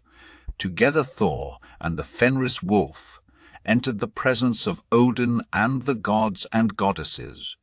"I have," said Thor, "a magic coil. It is very strong. The dwarfs made it for me, and Odin has promised a great prize to the one who shall be strong enough to break its links. Come, let us try." Then the gods, for they all understood what Thor was about to do, sprang forward, seizing the coil, pulling and twisting it in every way and in every direction, coiling it about the pillars of the hall and hanging by it from the arches, until at last, tired out and breathless, they sank exhausted upon the golden floors. Fenris called Thor. "Now is your time to prove to us what you have so often said, that you are stronger than we. Try if you can break this golden thread which, small as it is, has proved too strong for the strength of the gods." The wolf growled, He did not care to risk even his strength in a magic coil. He growled and slunk away. "What? Fenris, are you a coward? After all your boasted strength, why is it that you shrink from a contest in which the gods have willingly taken part? Do you mean to say that, because the gods have been defeated, you fear that you too may be defeated?" The wolf halted. He looked back at the gods and growled a long, low growl. The words of Thor had stung his pride. Thor laughed. "Oh, Fenris, Fenris, this is your boasted strength, your boasted strength, your boasted strength, your boasted courage, to slink away in a contest with the gods. Fenris is a coward," cried all the gods, and the heavens echoed with their laughter. This was more than the wolf could bear. Back he sprang into the hall. "I hear your sneers," he snarled. "I hear you call me coward. Give me the cord. Bind me with it round and round. Fasten me to the strongest pillar of this great hall. If the coil is an honest coil, Fenris can break it. There is no chain he cannot break. But if you are blinding me, if you have here a cord woven with magic, such as no power can break, how am I to know? I put this test to you. Some one of you shall place your hand between my jaws. As long as that hand is there, you may coil and coil the thread about me. Then, if I find the cord a magic cord, Fenris shall set his teeth upon the hand and crush it." The gods stared at one another. Surely Thor must not lose his hand. Thor needed his hand with which to wield the magic hammer. Then Tyr, the brave god Tyr, the god of courage and bravery and unselfishness, stepped forth. "Here is my hand, O Fenris wolf. It shall be yours to destroy if you cannot loose yourself when bound in the golden coil." Again the Fenris wolf showed his shining teeth. He seized the hand between his heavy jaws. Thor bound the cord about him. "Now free yourself," he thundered. "Free yourself and prove to the gods the mighty power of the Fenris wolf, the wolf, his eyes blazing with wrath, and with fear as well, struggled with the coil. But alas for the wolf, and joy for the gods. The harder he struggled, the fiercer he battled, the tighter drew the cord. With a howl of rage that shook the city and echoed even to the base of the great mart, Ida, he seized upon the hand of Tyr and tore it from his wrist. With another angry howl he sprang towards Thor, but with a quick turn Thor seized one end of the coil, fastened it to a great rock, and before the wolf could set his fangs he hurled him, rock and all, over the walls of the city, down, down into the mighty sea. And there, chained to his rocky island, he shall abide forever, cried the gods. And now peace once more shall rest upon our city. But Odin sighed, and to himself he said, "O happy children, there shall yet come a day when darkness shall fall upon us. The Fenris wolf shall again be loosed, and even the gods shall be no more." Chapter 15. Defeat of HRUNGNER. Even the gods stood in fear of him, for when Thor's deep thunder rolled out across the skies, and the winds rose and the clouds grew black, it was HRUNGNER who, bold and defiant, shouted back with roars of scornful laughter, roars that rivaled in their thunder those of the great and mighty Thor. "This giant," said the gods, standing in council together, "this giant must be overcome. Too long have we suffered him to defy our power. Too long have we borne his insolence. Too long have his threats passed unnoticed by Odin the All-Father and by Thor the god of thunder." Said Odin, "Upon my winged horse, my fleet-footed Sleipnir, to meet this giant who dares defy the gods of Asgard. Accordingly, across the skies, over the sea to Jotunheim, rode Odin. "It is a fine steed you ride, good stranger," bellowed HRUNGNER, as Odin drew near. "Almost as fine a steed as my own Goldfax, who can fly through the air and swim through the seas with the same ease that another steed might travel upon the plains of Midgard. But his speed cannot equal that of SKRYMER," answered Odin quietly, his deep eyes burning with the light no giant could quite comprehend, and beneath which even HRUNGNER quailed at heart. "Sleipnir, Odin," thundered HRUNGNER. "Are you Odin? And is this your Sleipnir, the winged steed of which the gods of Asgard boast? Away with him, and I upon my Goldfax will prove to you that in Jotunheim lives one giant who dares challenge even Odin and his mighty war-horse to contest. Away Odin and his mighty war-horse to contest. Away Goldfax." And with a shout that echoed even to the halls of Asgard, the great giant mounted his steed, and soon brought him, neck to neck with Odin and his immortal Sleipnir. On, across the skies they flew. Before their mighty force, the clouds scattered hither and thither, striking against each other with a crashing sound that to the earth people was like the voice of Thor. From the eyes of the steeds the lightnings flashed, and from their reeking sides the foam fell in showers upon the earth below. The people, terror-stricken, ran to their caves and prayed the gods to protect them from the fury of the blast. "It is like no storm we ever knew," they whispered one to the other. "The thunder, the lightnings, the scurrying clouds, and with it all the roaring winds and the falling of great white flakes, now like hail, now like snow, has Odin forgotten his children? Have the frost giants fallen upon Asgard? But now the storm was over. Odin and HRUNGNER both had reached the walls of Asgard. Through the great rolling gateway both had burst together. For the steed of the bold HRUNGNER had indeed proved himself equal to the snow-white Sleipnir, whose magic powers no one but Odin fully knew. HRUNGNER, elated with his success, and never once dreaming that, had Odin so willed it, he, with his brave steed Goldfax, might have been left far behind in the race, strode into the halls of Asgard and called loudly for food and drink and rest. All these were granted him, and the giant threw himself down upon a golden couch and stared insolently upon the gods. All were there save Thor.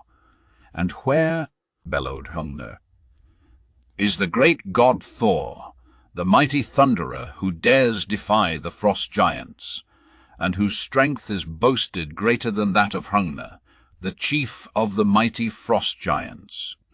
Bring him into my presence," roared the giant.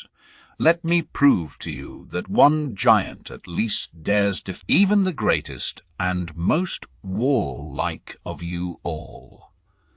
Away upon the sea, Thor heard this boast. "Who challenges me and defies my power?" he thundered, and with the swiftness of the wind hastening upward toward the shining city, he burst in upon the giant stretched out upon the golden couch. "I challenge you," bellowed the giant, springing from his couch and facing the god of thunder. Thor raised his hammer. The lightnings flashed from his eye. "Halt!" roared the giant. "Little credit will it be to the god of thunder to fall in battle upon a frost giant unarmed and unprotected. You are a coward. Fight me as becomes a great god on equal grounds and under fair conditions. Come to me in the land of Jotunheim, and there will I challenge you to battle. Then will your victory, if you win, lend lustre to your greatness, and the fear of you throughout the land of the frost giants be greater than ever before. "As you say," answered Thor with a sneer. "Go now, and make ready for the holmgang. Wake ready for the holmgang, in which the insolent, boastful HRUNGNER shall learn the power of the gods, whom, in his ignorance, he dares defy." Then HRUNGNER departed from the city of Asgard, and assembled the giants together to prepare for the coming battle. "Let us make a giant of clay," and at once every giant in Jotunheim fell to work. Real mountains were levelled to the earth, and the great masses of stone and earth heaped high, until on the third day there stood a giant 9 miles high and 3 miles broad, ready to defy the power of the thunder god when he should come. But alas for the heart of this warrior of clay! None could be found, either in MIDGARD or in Jotunheim, of size proportionate to the body of the mighty creation. And so, in despair, the heart of a sheep was chosen, and around it the clay warrior was built. At the first sound of rolling thunder, by which the coming of Thor was announced afar off, alas, this heart, fluttering and trembling, so shook the mighty form that its spear fell from its hand. Its knees shook, and HRUNGNER was left to fight his battle alone with the angry son of Odin. Onward, nearer and nearer, came Thor the Terrible. The lightnings flashed and the earth rumbled. Seizing a great mountain of flint, in his hands HRUNGNER waited. His eyes burned and his face was set. Suddenly forth from the ground beneath his feet, the god of thunder burst.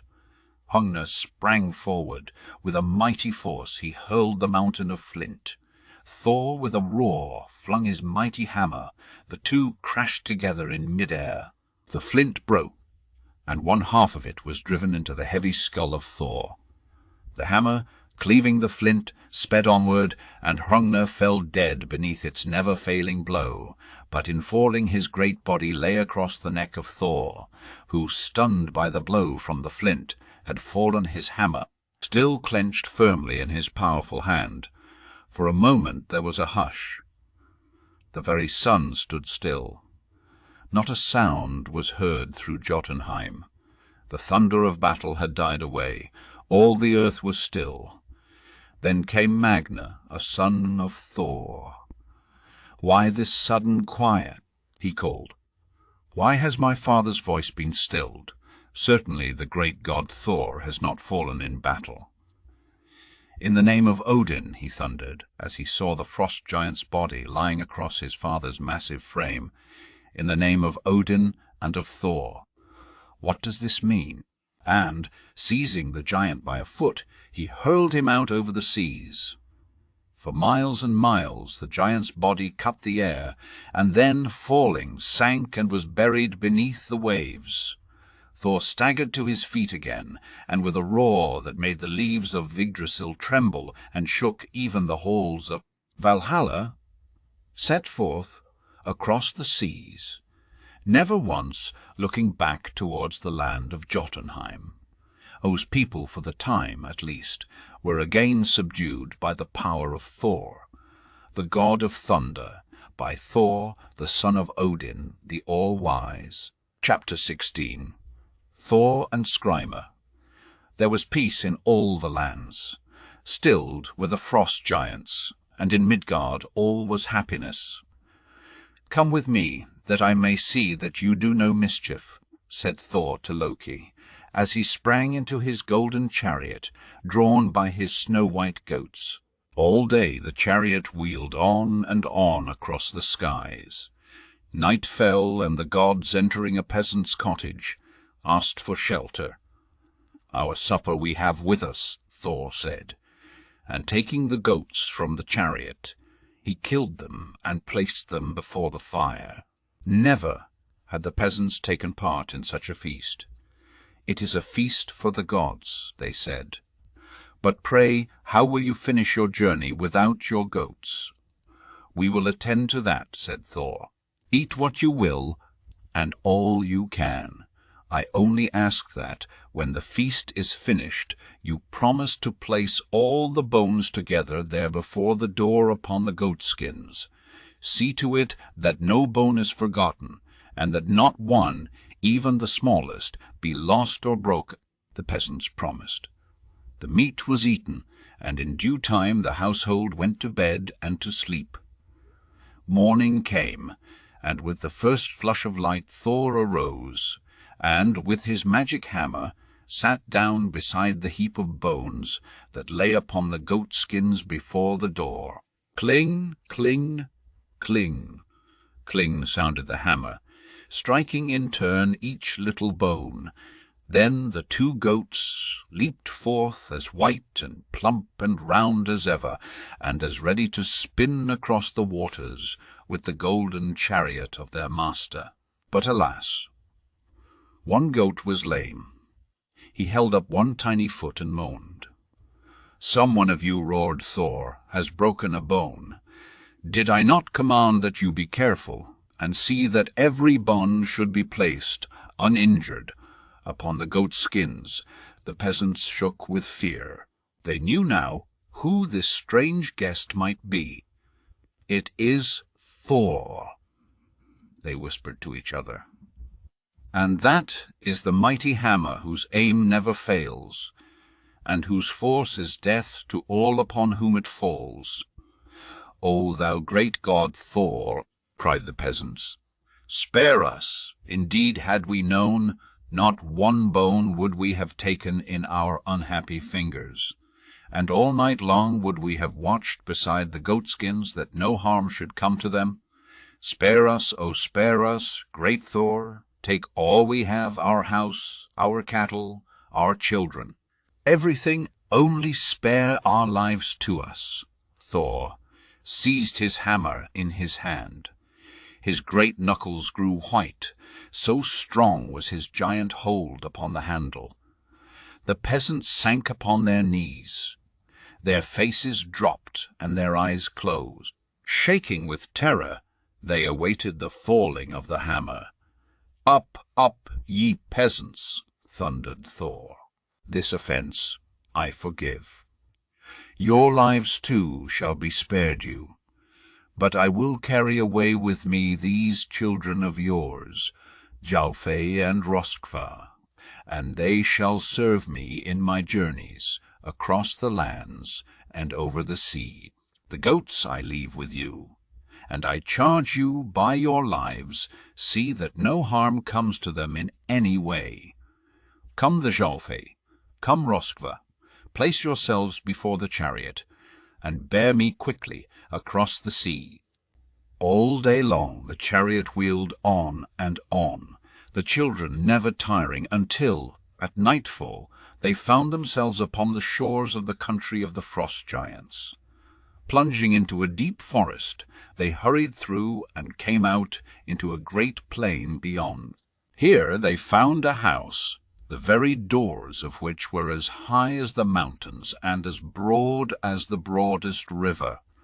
"We will rest here," said Thor, and, spreading the great skins which they found near the doorway, they made for themselves beds and soon were fast asleep. At midnight they were awakened by a terrible roar. The whole house shook with its vibrations. Thor, seizing his hammer in his strong right hand, strode to the door.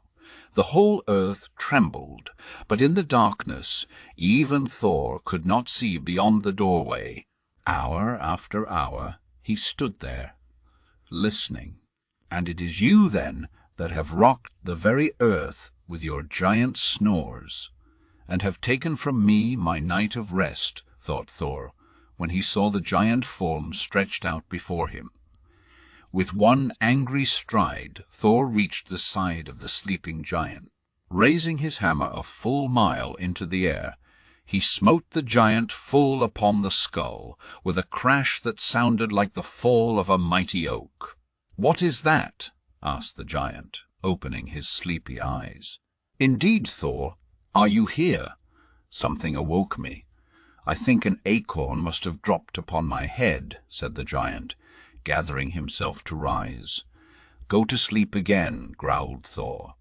"It isn't morning yet. I am going to sleep myself. A few minutes, and the snores of the giant rang through the air again. "Now we will see," thought Thor. Again he crept to the giant's side. Lifting his hammer, this time 2 miles in the air, he brought it down upon the giant's skull with a crash that sounded like the breaking of the ice and the roaring of the torrent in a mighty river.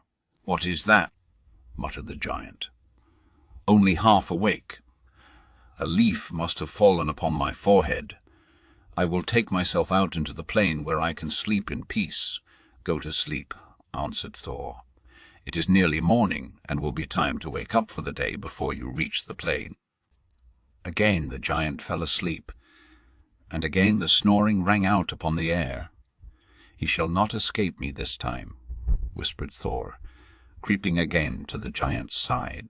Raising his hammer, this time 3 miles in the air, he crashed it down upon the forehead of the giant with such force and fury that the very heavens reverberated, and the earth people, springing frightened from their deep sleep, called to each other, "The dwarves are at their forges.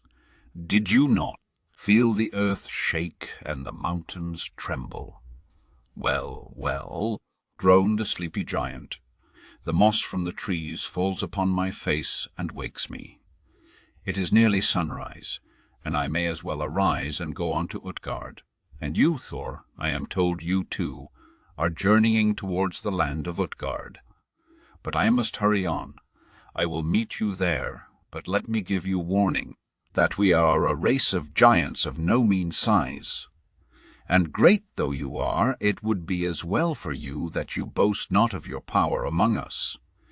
Even your mighty hammer might fail to do its work among giants of such strength and stature as those of SKRYMER's race." There was a sneer on SKRYMER's face as he said this, but before Thor could raise his hammer to punish him for his insolence, he had crossed the great plain and was already miles away. Thor sat down beside the forest. He was mortified and vexed and puzzled. What did it mean? Had his hammer lost its magic power? Was the giant SKRYMER immortal?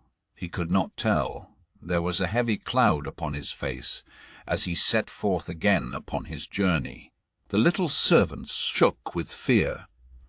Even Loki kept silent, and said not one word the livelong day.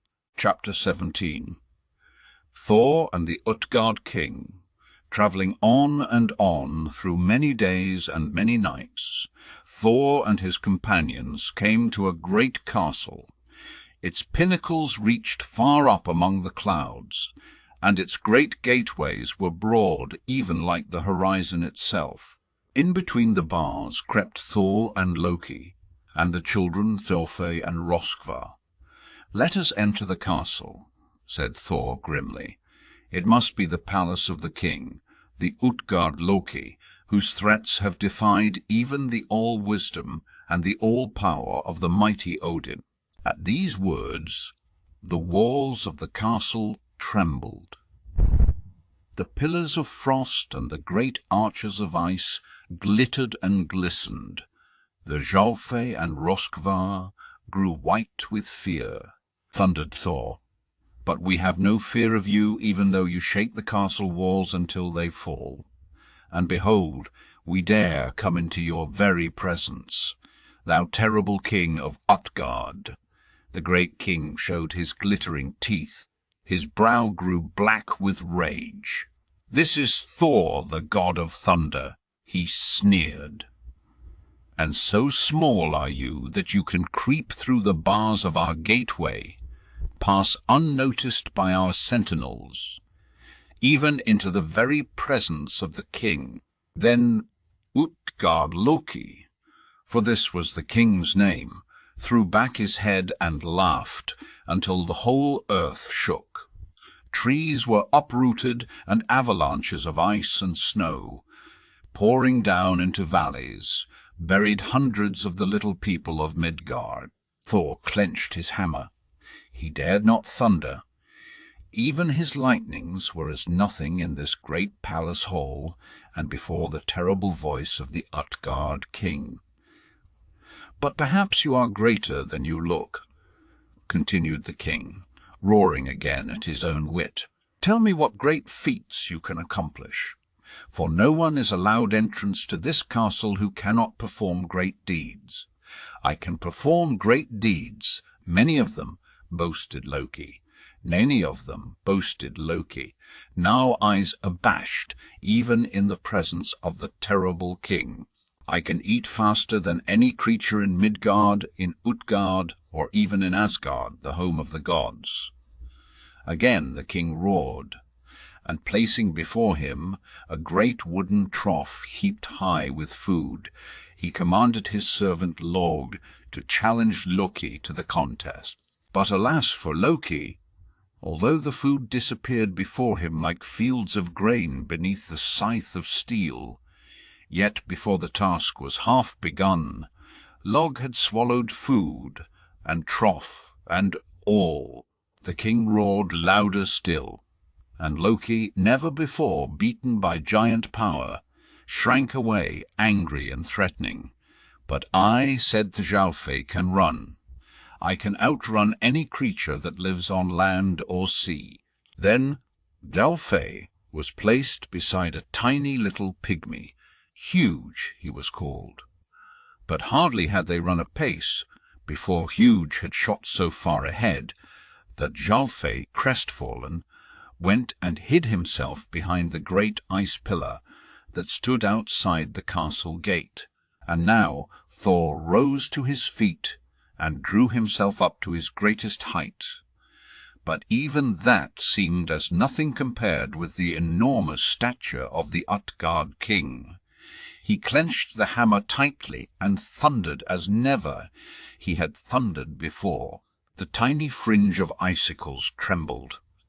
Then UTGARD Loki laughed, and with his thunder the whole castle rocked and reeled. "And will Thor contest with the power of UTGARD?" asked the king.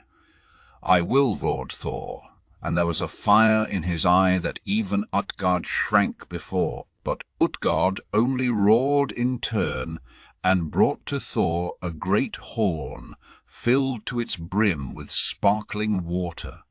"Drink," said he, "and if one half the power is yours that Odin claims, you will empty the horn at a single draught." Thor seized the horn, one long, deep draught, such as no mortal, no giant, nor even another god could have drawn, and the horn was hardly one drop less full. The king roared till the icicles and the fringes of frost, swaying and rocking beneath the thunder, fell with a crash upon the palace floor. Can the great god Thor boast no greater power than that? Once more, "Thou greatest of all the sons of Odin, once more lift the horn in thy mighty hands, and show us the greatness of the gods of Asgard." Thor, stung by the sneer of the UTGARD king, raised the horn again to his lips, and calling upon the name of Odin and all the gods of the shining city, drank again. Higher and higher he raised the horn, deeper and deeper. But, alas, again, when the horn was lowered, the waters were no lower than before. "You seem not so great as we, the frost giants, have believed," said the king with a cold sneer. Thor's anger rose. His blood boiled with rage and fury. With a burst of thunder and a flash of lightning that shattered the pillars of the great hall, he seized the horn again. 3 long hours passed. UTGARD Loki trembled with fear and dread, for never for 1 second had the angry god taken the horn from his lips. "The ruin of the UTGARD kingdom is come," he groaned. "There is no hope for victory over such a god. The horn, even the magic horn, will fail before the might of this fierce and awful Thor, the god of thunder, Then Thor lifted the horn from his lips. Defiance flashed from his eye. The king of the frost giants trembled. Both looked into the horn. Alas for Thor! Even now hardly could it be counted 1/4 emptied. Darkness gathered over the strong god's face. Courage sprang into the eyes of the king. "Let not your valor fail you," said the king, taking the horn from the hand of Thor. "You are great. You have proved it, in that you have, even in so small a degree as this, emptied the horn from which none but a god could have quaffed 1 drop. It is only that your greatness is less than you have boasted, and less than we have believed it to be. I will not stand defeated," thundered Thor. "Bring before me another challenge. I will not go forth until the giants of UTGARD have indeed known and felt the power of Thor, the god whose lightnings rend the skies, and whose thunders rock the very mountains of the earth. Once more, then, shall you contend for power," said the UTGARD king. And this time with LA, the toothless giant of endless years, before whose power bend all the strongest sons of Midgard, and before whom, in some far-off day, even the gods of Asgard shall bow as powerless as the children of Midgard. Like a demon of the underworld, he fought, and for a time even this all-conquering giant swayed before the wild madness of his bursts of thunder and his crashing, hissing bolts of fire. But alas for Thor! Even his godlike strength was doomed to fail him. He trembled, his sight vanished, a strange chill settled over him, and he sank, conquered before the power of the giant LA. And now the night had fallen upon the land. The light had faded from the mountain tops, and the chill of night was in the frosty air. Exhausted, the great god wrapped himself about and sank into heavy sleep, and his dreams were of great battles, of terrible foes, and of the last great day which, sometime in the ages to come, should fall upon the city of the gods, and in which even the power of Odin should fail, and the light go out from all the earth. All night long these dreams haunted the great heart of Thor, and in the morning the people in Midgard said it was a strange night. Through all the hours of darkness the thunders rolled in the distance, and the pale lightnings flashed among the mountain peaks beyond the seas. In the morning, even with the first rays of light, Thor, with Loki and Thalfey and Roskva, set forth upon their journey homeward. There was a terrible blackness upon the face of Thor, and the thunders rumbled deeply. Never before had Thor known the bitterness of defeat, and he returned to Asgard and to Odin sick at heart. "Lose not thy courage, Thor," said the All-Wise. "Know that thou art not even now defeated in any test of true strength. Utgard Loki has triumphed, to be sure, but even he trembles now, and has closed the doors of his castle, and has set thousands upon thousands upon thousands upon thousands of sentinels to watch against thy return, reached far down into the depths of the sea. And the people of Midgard, even now, throng the shores and wonder what power in heaven or in earth can so have shrunken the great waters of the sea. Logi, with whom Loki contended, was none less than wildfire, and huge was thought itself. Even the gods, even Odin himself, with these would but contend in vain.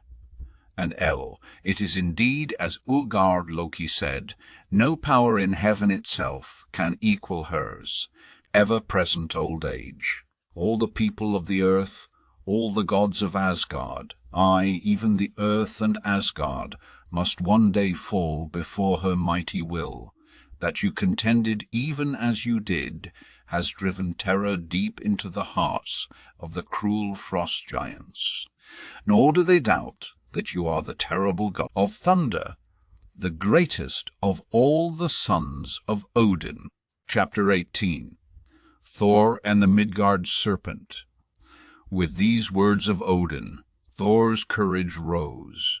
"Bring me my hammer," he called to Sif, "and again will I go forth into the realms of the frost giants." The great Odin smiled. "Fear not, my son. Remember, there can be no defeat to Thor, the son of Odin, whose mighty hand holds firm the terrible hammer forged by the dwarves of the underworld." Then Thor sprang into his chariot. Away, away he thundered to the home of Hymir, the hateful, boastful Hymir. Away to the land of the frost giants. Once and for all, Thor will prove to them the power and the terror of the gods of Asgard. The wheels of the chariot rumbled and rolled. From their spokes the lightnings flashed. In Midgard the leaves ran like fire before the gale. The trees rocked, and ever and anon the moaning wind rose and fell like the voice of a mighty tempest. "It is the Valkyries," the people of Midgard said. "Always does the wind rise. Always do the clouds hurry across the skies when the Valkyries set forth to battle. Somewhere there is war in our fair earth. Somewhere heroes are falling on the bloody battlefield." For in all this time there had come to be many people in Midgard. The children of Ask and Embla had become men and women, had grown old, and their children, too, had become men and women. And there were wars in the land. Warriors in the east fought those in the west. Those in the east fought those in the west. But the warriors were brave men. And over every battle Odin watched, grinding the spears, now shielding and protecting, now forcing the warriors into the very hottest of the battle. And when the battle was over, and all was quiet, when the great sun had sunk behind the hills of Jotunheim, and the soft moon shone down upon the battlefield, then Odin would call to the Valkyries, and bid them go down into Midgard and bring with them to Valhalla all who had fallen bravely, fighting. For this was the hero's reward. With this hope he entered battle. With this hope he fought. With this hope he turned his dying eyes towards Ida and thanked the All-Father that now he too might enter into the joys of Asgard and know the glory of immortal life in the golden halls of Valhalla. And now the winds had died away, the clouds were at rest, there was peace over Midgard, for the chariot had reached the home of the frost giants, and Thor had entered the great rock-bound castle of the giant Hymir. "Let us go out upon the sea to fish," said Thor to the dread giant, with whom he longed to measure power. Seizing the oars, Thor himself rowed the great boat out into the sea. "Give me the oars," bellowed Hymir. "You have already rowed a long way and must be wearied." "I wearied," thundered Thor. "Indeed, I have not rowed one half the distance. I shall row even into the realm of the Midgard Serpent, whose length lies coiled round about Midgard, and whose home is deep down beneath the raging waters. There only shall we find fish worthy of the bait of a god." Hymir trembled. He feared the Midgard Serpent, whose great coils so lashed the waters of the ocean that they rose, white with foam, even to the very mountain tops. "The fishing just here has never failed. There is no need to row farther into the ocean," said Hymir, hoping to dissuade the god from rowing farther from the shores of Jotunheim. But I must fish in mid-ocean, and in the deepest of the waters, was Thor's reply. For hours and hours they rowed. The mountain-tops grew dimmer and dimmer in the blue distance. No land could be seen. The waters sparkled and shone on every side, as far as the eye could reach. Said Thor at last, throwing down his oars and preparing the great cable that should serve him for a line. This he gave into the hands of the trembling giant and prepared for himself another. The hours passed, but no fish had been drawn into the boat. Had you listened to me, thundered Hymer, our boat might long before this have been filled with the fish I have never failed to catch in waters nearer the shores of the land of the frost giants. Do you think a god would be content with less than the greatest fish in all the sea? Thundered Thor. Do you not know I shall bring to this boat's edge the terrible Midgard serpent itself? And even as he spoke, he gathered in his line, and dashed upon the boat floor a whale of such enormous size that even the giant looked with amazement upon so terrible a display of the fisherman's strength and power. Surely this must be Thor himself. The whale is yours, muttered Thor, unfastening his line and throwing it overboard again. I have no care for fish as small as this. Suddenly there was a rush of waters. It was as if a terrible tempest had burst upon the sea. The waters seethed and foamed. The great waves rose mountain high. The boat rocked and reeled, and the green waters, pouring over its sides, filled it so that the great whale floated out upon the sea. It is the Midgard serpent, roared Thor, and his mighty voice, rising even above the rush of the great sea, mingled with the thunder of the breaking waves, and echoed out to the shores of the farthest land. Thor sprang from the boat, and planted himself firmly upon the great rocks beneath the sea. The giant, dumb with terror, clung to the sides of the rocking boat.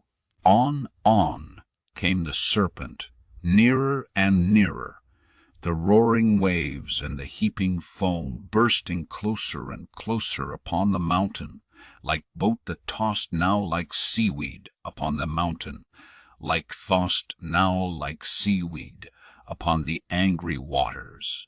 One burst like thunder. Thor sprang forward, and with his mighty arm threw the cable about the slimy neck of the Midgard serpent and dragged him to the boat's edge. The giant sprang to his feet. "Give me my hammer," thundered the god. "I will not," thundered the giant. And with one quick bound he sprang forward, raised his shining sword, and with a sweep miles high cut the great cable which held the writhing serpent. Another roar, and the great serpent arched his back, even to the blue dome of the sky above. Then, with a hiss that sounded through Midgard, and even up to the shining city of the Fairmat, Ida, he shot down beneath the waters, and over him closed the angry waves. The foam dashed mountains high, the caves howled and boomed. The skies echoed crash on crash, and the whole earth trembled with the upheaval of the troubled waters. A rushing back, a heaping up, a breaking of great waves, and never again by man or giant or god was the loathsome serpent seen above the waters, until on that last sad fateful day, when the light had gone out from the sun, and the dread chill of Ragnarok had fallen even upon Valhalla, beautiful shining city of Asgard.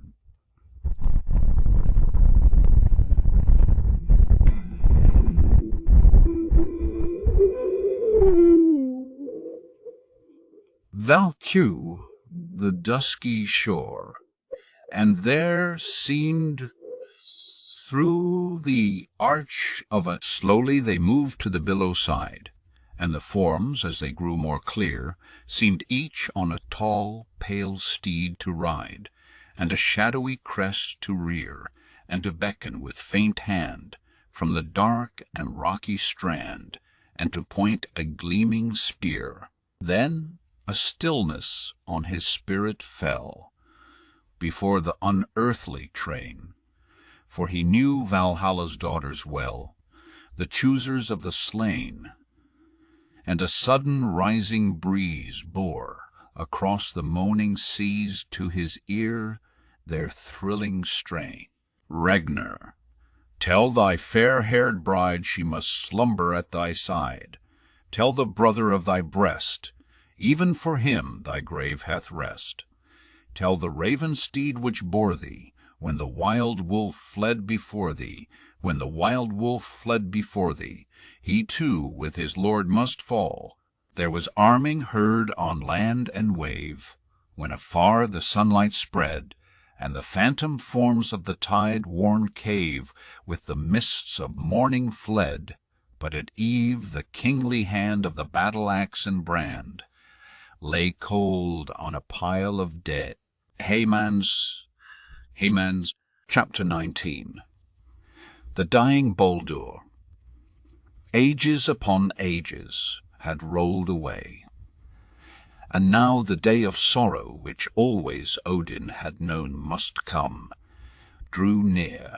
Already the god of song had gone with his beautiful wife Idun down into the dark valley of death, and there was a new strange rustle among the leaves of Yggdrasil, like the rustling of leaves that were dead.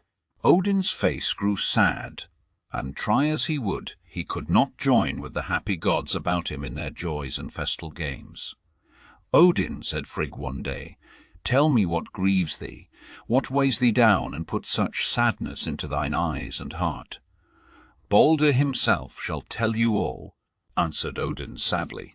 Then Baldur seated himself in the midst of the gods and said, always, since Odin drank at the well of wisdom, and learned the secrets of the past and of the future, has he known that a time would come when the light must go out from Baldur's eyes, and he, although a god, must go down into the dark valley.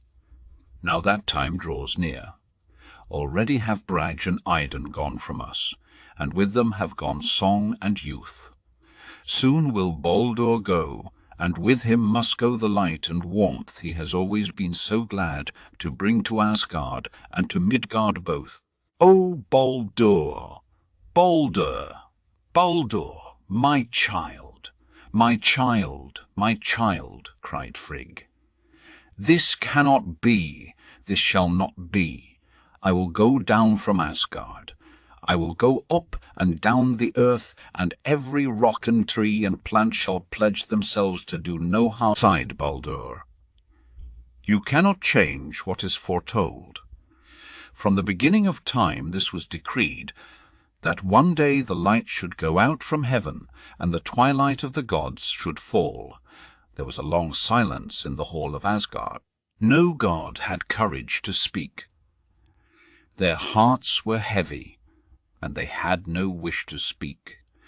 The sun sank behind the western hills. Its rich sunset glow spread over the golden city and over the beautiful earth below.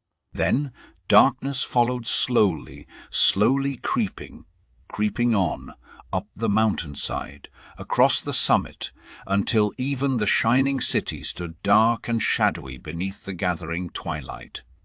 Like this someday, the twilight will fall upon our city, said Odin, and it will never, never rise again.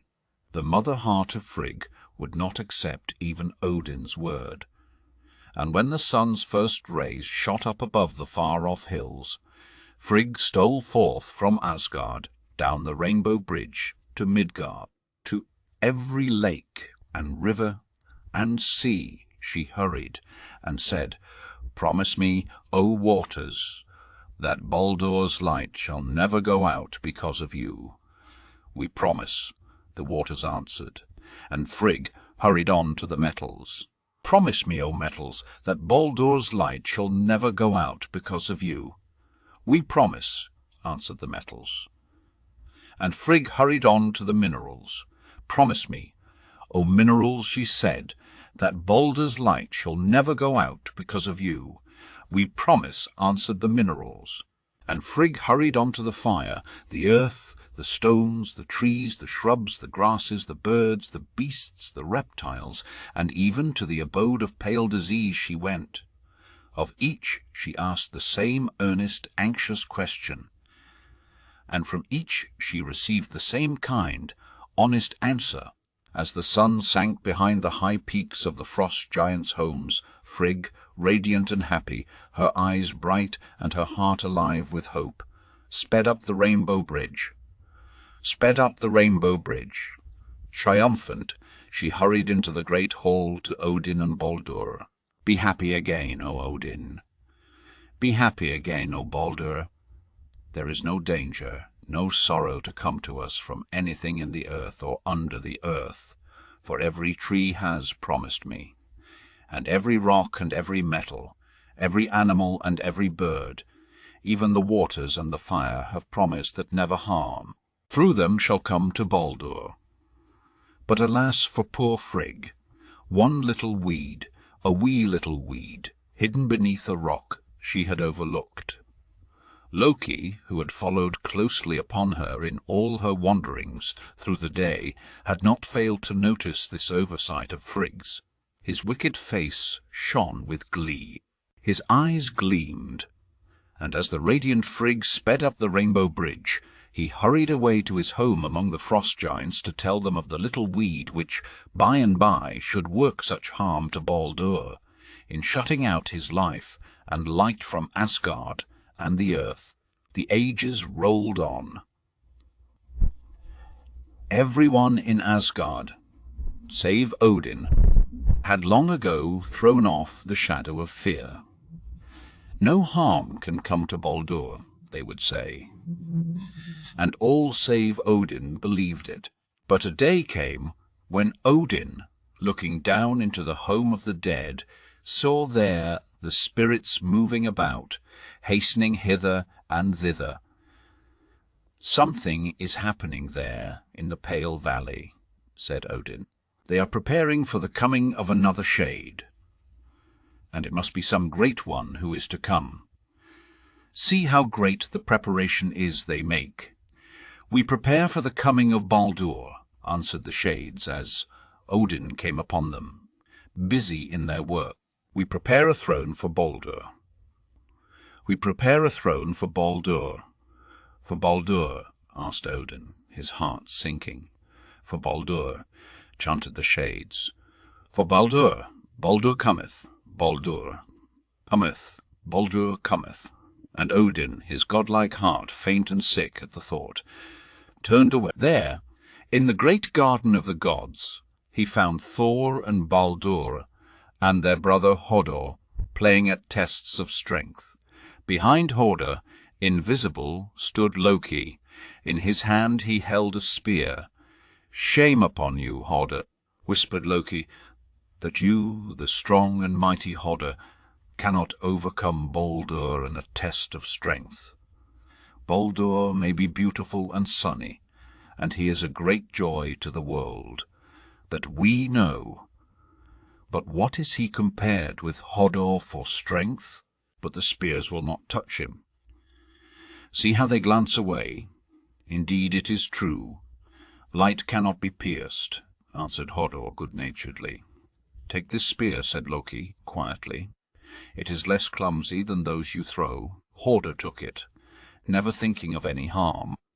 Alas, for Baldur and Asgard and all the happy smiling earth. It was a spear tipped with the mistletoe, the one plant that Frigg had failed to find, the one plant that had not promised to do no harm to Baldur. Quickly the spear flew through the air.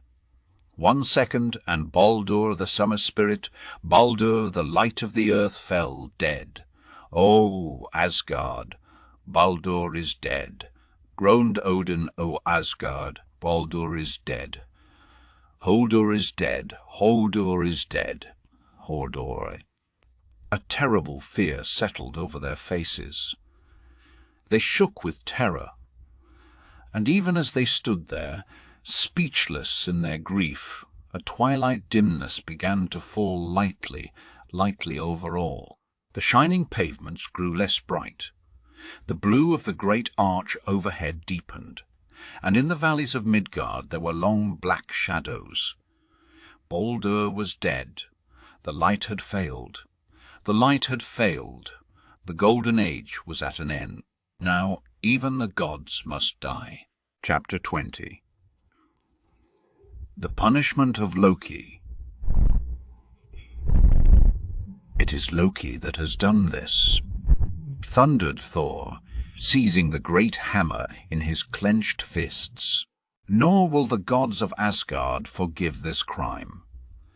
No promise of his, no begging, no pleading, shall save him from the punishment that belongs to him. O Baldur, Baldur, Baldur, that I had slain the evil Loki ages ago, when he stole the hair from the glorious Sif, when he stole the necklace from the beautiful Freyja, when he carried Idun and the apples of life away into the home of the frost giants, when he stung the dwarf and broke short the handle of my mighty hammer. Had I slain him then, this sorrow need not have come to us. O Baldur, Baldur! And the whole earth shook with the grief of Thor. The skies grew black, the wind shrieked, the lightnings flashed across the sky. His tears fell in torrents down the mountain-sides. Trees were swept away, and the swollen rivers rushed and roared along their course. Never, even in the memory of the gaunt old giant at the well of wisdom, had such a storm of wind and rain and thunder and lightning been known. The earth people fled to the mountain caves in terror. "It is the wrath of Thor," cried Loki, gasping with dread. "Let me hide myself till it is over." And changing himself into a fish, he dived deep into the great seething mass of angry waters. But Thor and Odin were close upon him. The fiery eye of Thor had caught the sparkle of its shiny coat as the great fish shot down from the mountainside into the sea. Then, too, of what use was it to hide from the great, all-seeing eye of Odin? Did he not see and hear all sights and sounds? And more than that, did he not know all things even from the beginning? "We will take a great net, and we will drag the sea," said Odin, quietly. Loki heard these words and trembled. He hid himself beneath the seaweed, but so muddy were the waters that he was driven out to breathe. The great net was spread. Held by the hands of Odin and of Thor, there was no escape for Loki. Sullenly he allowed the net to close over him. There was no other way, for it stretched from shore to shore and from above the waters even to the ocean bed. And so at last, because it was to be, the fish held, and Loki was in the power of the angry Thor. "Come back," commanded Odin, "to your own shape and size." Loki obeyed, and in his own form was borne to Asgard. The angry gods fell one and all upon him. Not one showed pity for him. They hated him, and well they might, for had he not slain Baldur, and so loosed the power of the frost giants upon their shining city?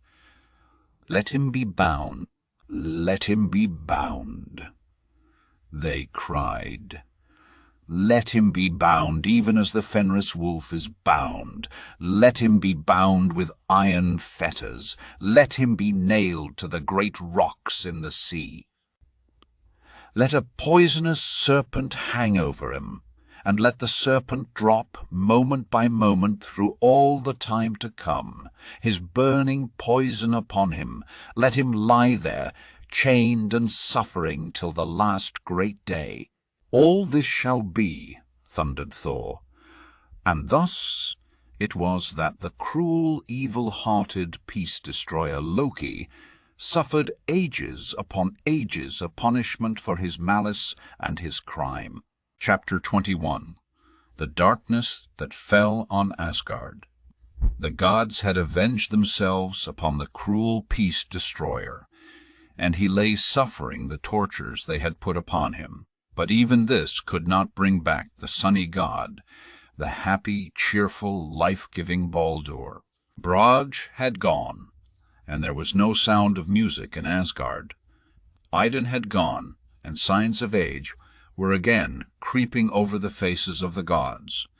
Now Baldur was gone, and with him the long light and warm softness of the summer time. He may come back, Frigg would say, and every morning she strained her eyes to see if he had risen from behind the far-off hills with the soft light she had learned to know so well. Baldur is late, she would say, as the days rolled on. But all this time, from the cold Northland, the frost giants, triumphant, were drawing near. Their chill breath was in the air. The days grew short. The nights grew long. The rivers were locked in ice. Great drifts of snow were everywhere. The sky was gray, and there were no stars. The sun shone pale and white through the dull clouds and the blinding drifts of snow. It grew bitter, bitter, bitter cold. Has the Fimbul winter come? And Odin answered, yes, it is true. The Fimbul winter, foretold by the Norns even from the beginning of time, has come. Soon the great wolf will spring forth from the underworld, and he will seize upon the sun and devour it. Then dense darkness will fall upon us, and Ragnarok, the end of all things, will be upon us. And it came to pass as Odin said. One day there was heard a mighty rumbling. This time it was not the thunder from the mighty hammer of great Thor. His hands were frozen, nor had he heart to try to wield his hammer. The thunder and the rumble came this time from within the earth. The great earth trembled and shook. Great gaping mouths opened and swallowed up the children. The mountains crumbled and fell. The great serpent lashed the sea. The great rocks rocked and swayed and tore themselves apart. Loki and the Fenris wolf, freed from their fetters, sprang forth, burning with hate and wild for vengeance. The frost giants already were upon the rainbow bridge. A terrible battle followed. The gods fell one by one. Thor by the deadly flood of poison from the MIDGARD serpent. Tyr in the great jaws of the Fenris wolf, who, ages before, had torn from him his strong right hand. And now the battle was over. The gods lay dead, even Odin. The shining city of Asgard was a blackened, smoking ruin. The rainbow bridge was gone. The giants sent forth their cold winds, howling with cruel glee. Loki's evil heart was glad. The great serpent lashed the waters mountain high, and the earth people perished in the flood. The Fenris wolf stretched its great jaw from heaven to earth and shook the sky. There was a strange hush. A great ball of fire had fallen upon the battlefield. There was a sudden rush of air. A great wave of heat spread out across all space, a burst of thunder, a crackling as of fire. Then one hiss, and the whole earth was one great scorching blaze. 1 second, a fierce red tongue of flame had shot up the trunk of Yggdrasil, and it fell, a mass of blackened ashes. The sea hissed and steamed. The earth melted. the frost giants, Loki, the serpent, the Fenris wolf, all were wrapped in flame. A second more, and there was no living thing in all the earth. For Ragnarok, the reign of fire, had come, and with it came an end to life, an end alike to gods and giants, an end to all creatures of the land and sea, an end even to the great earth itself.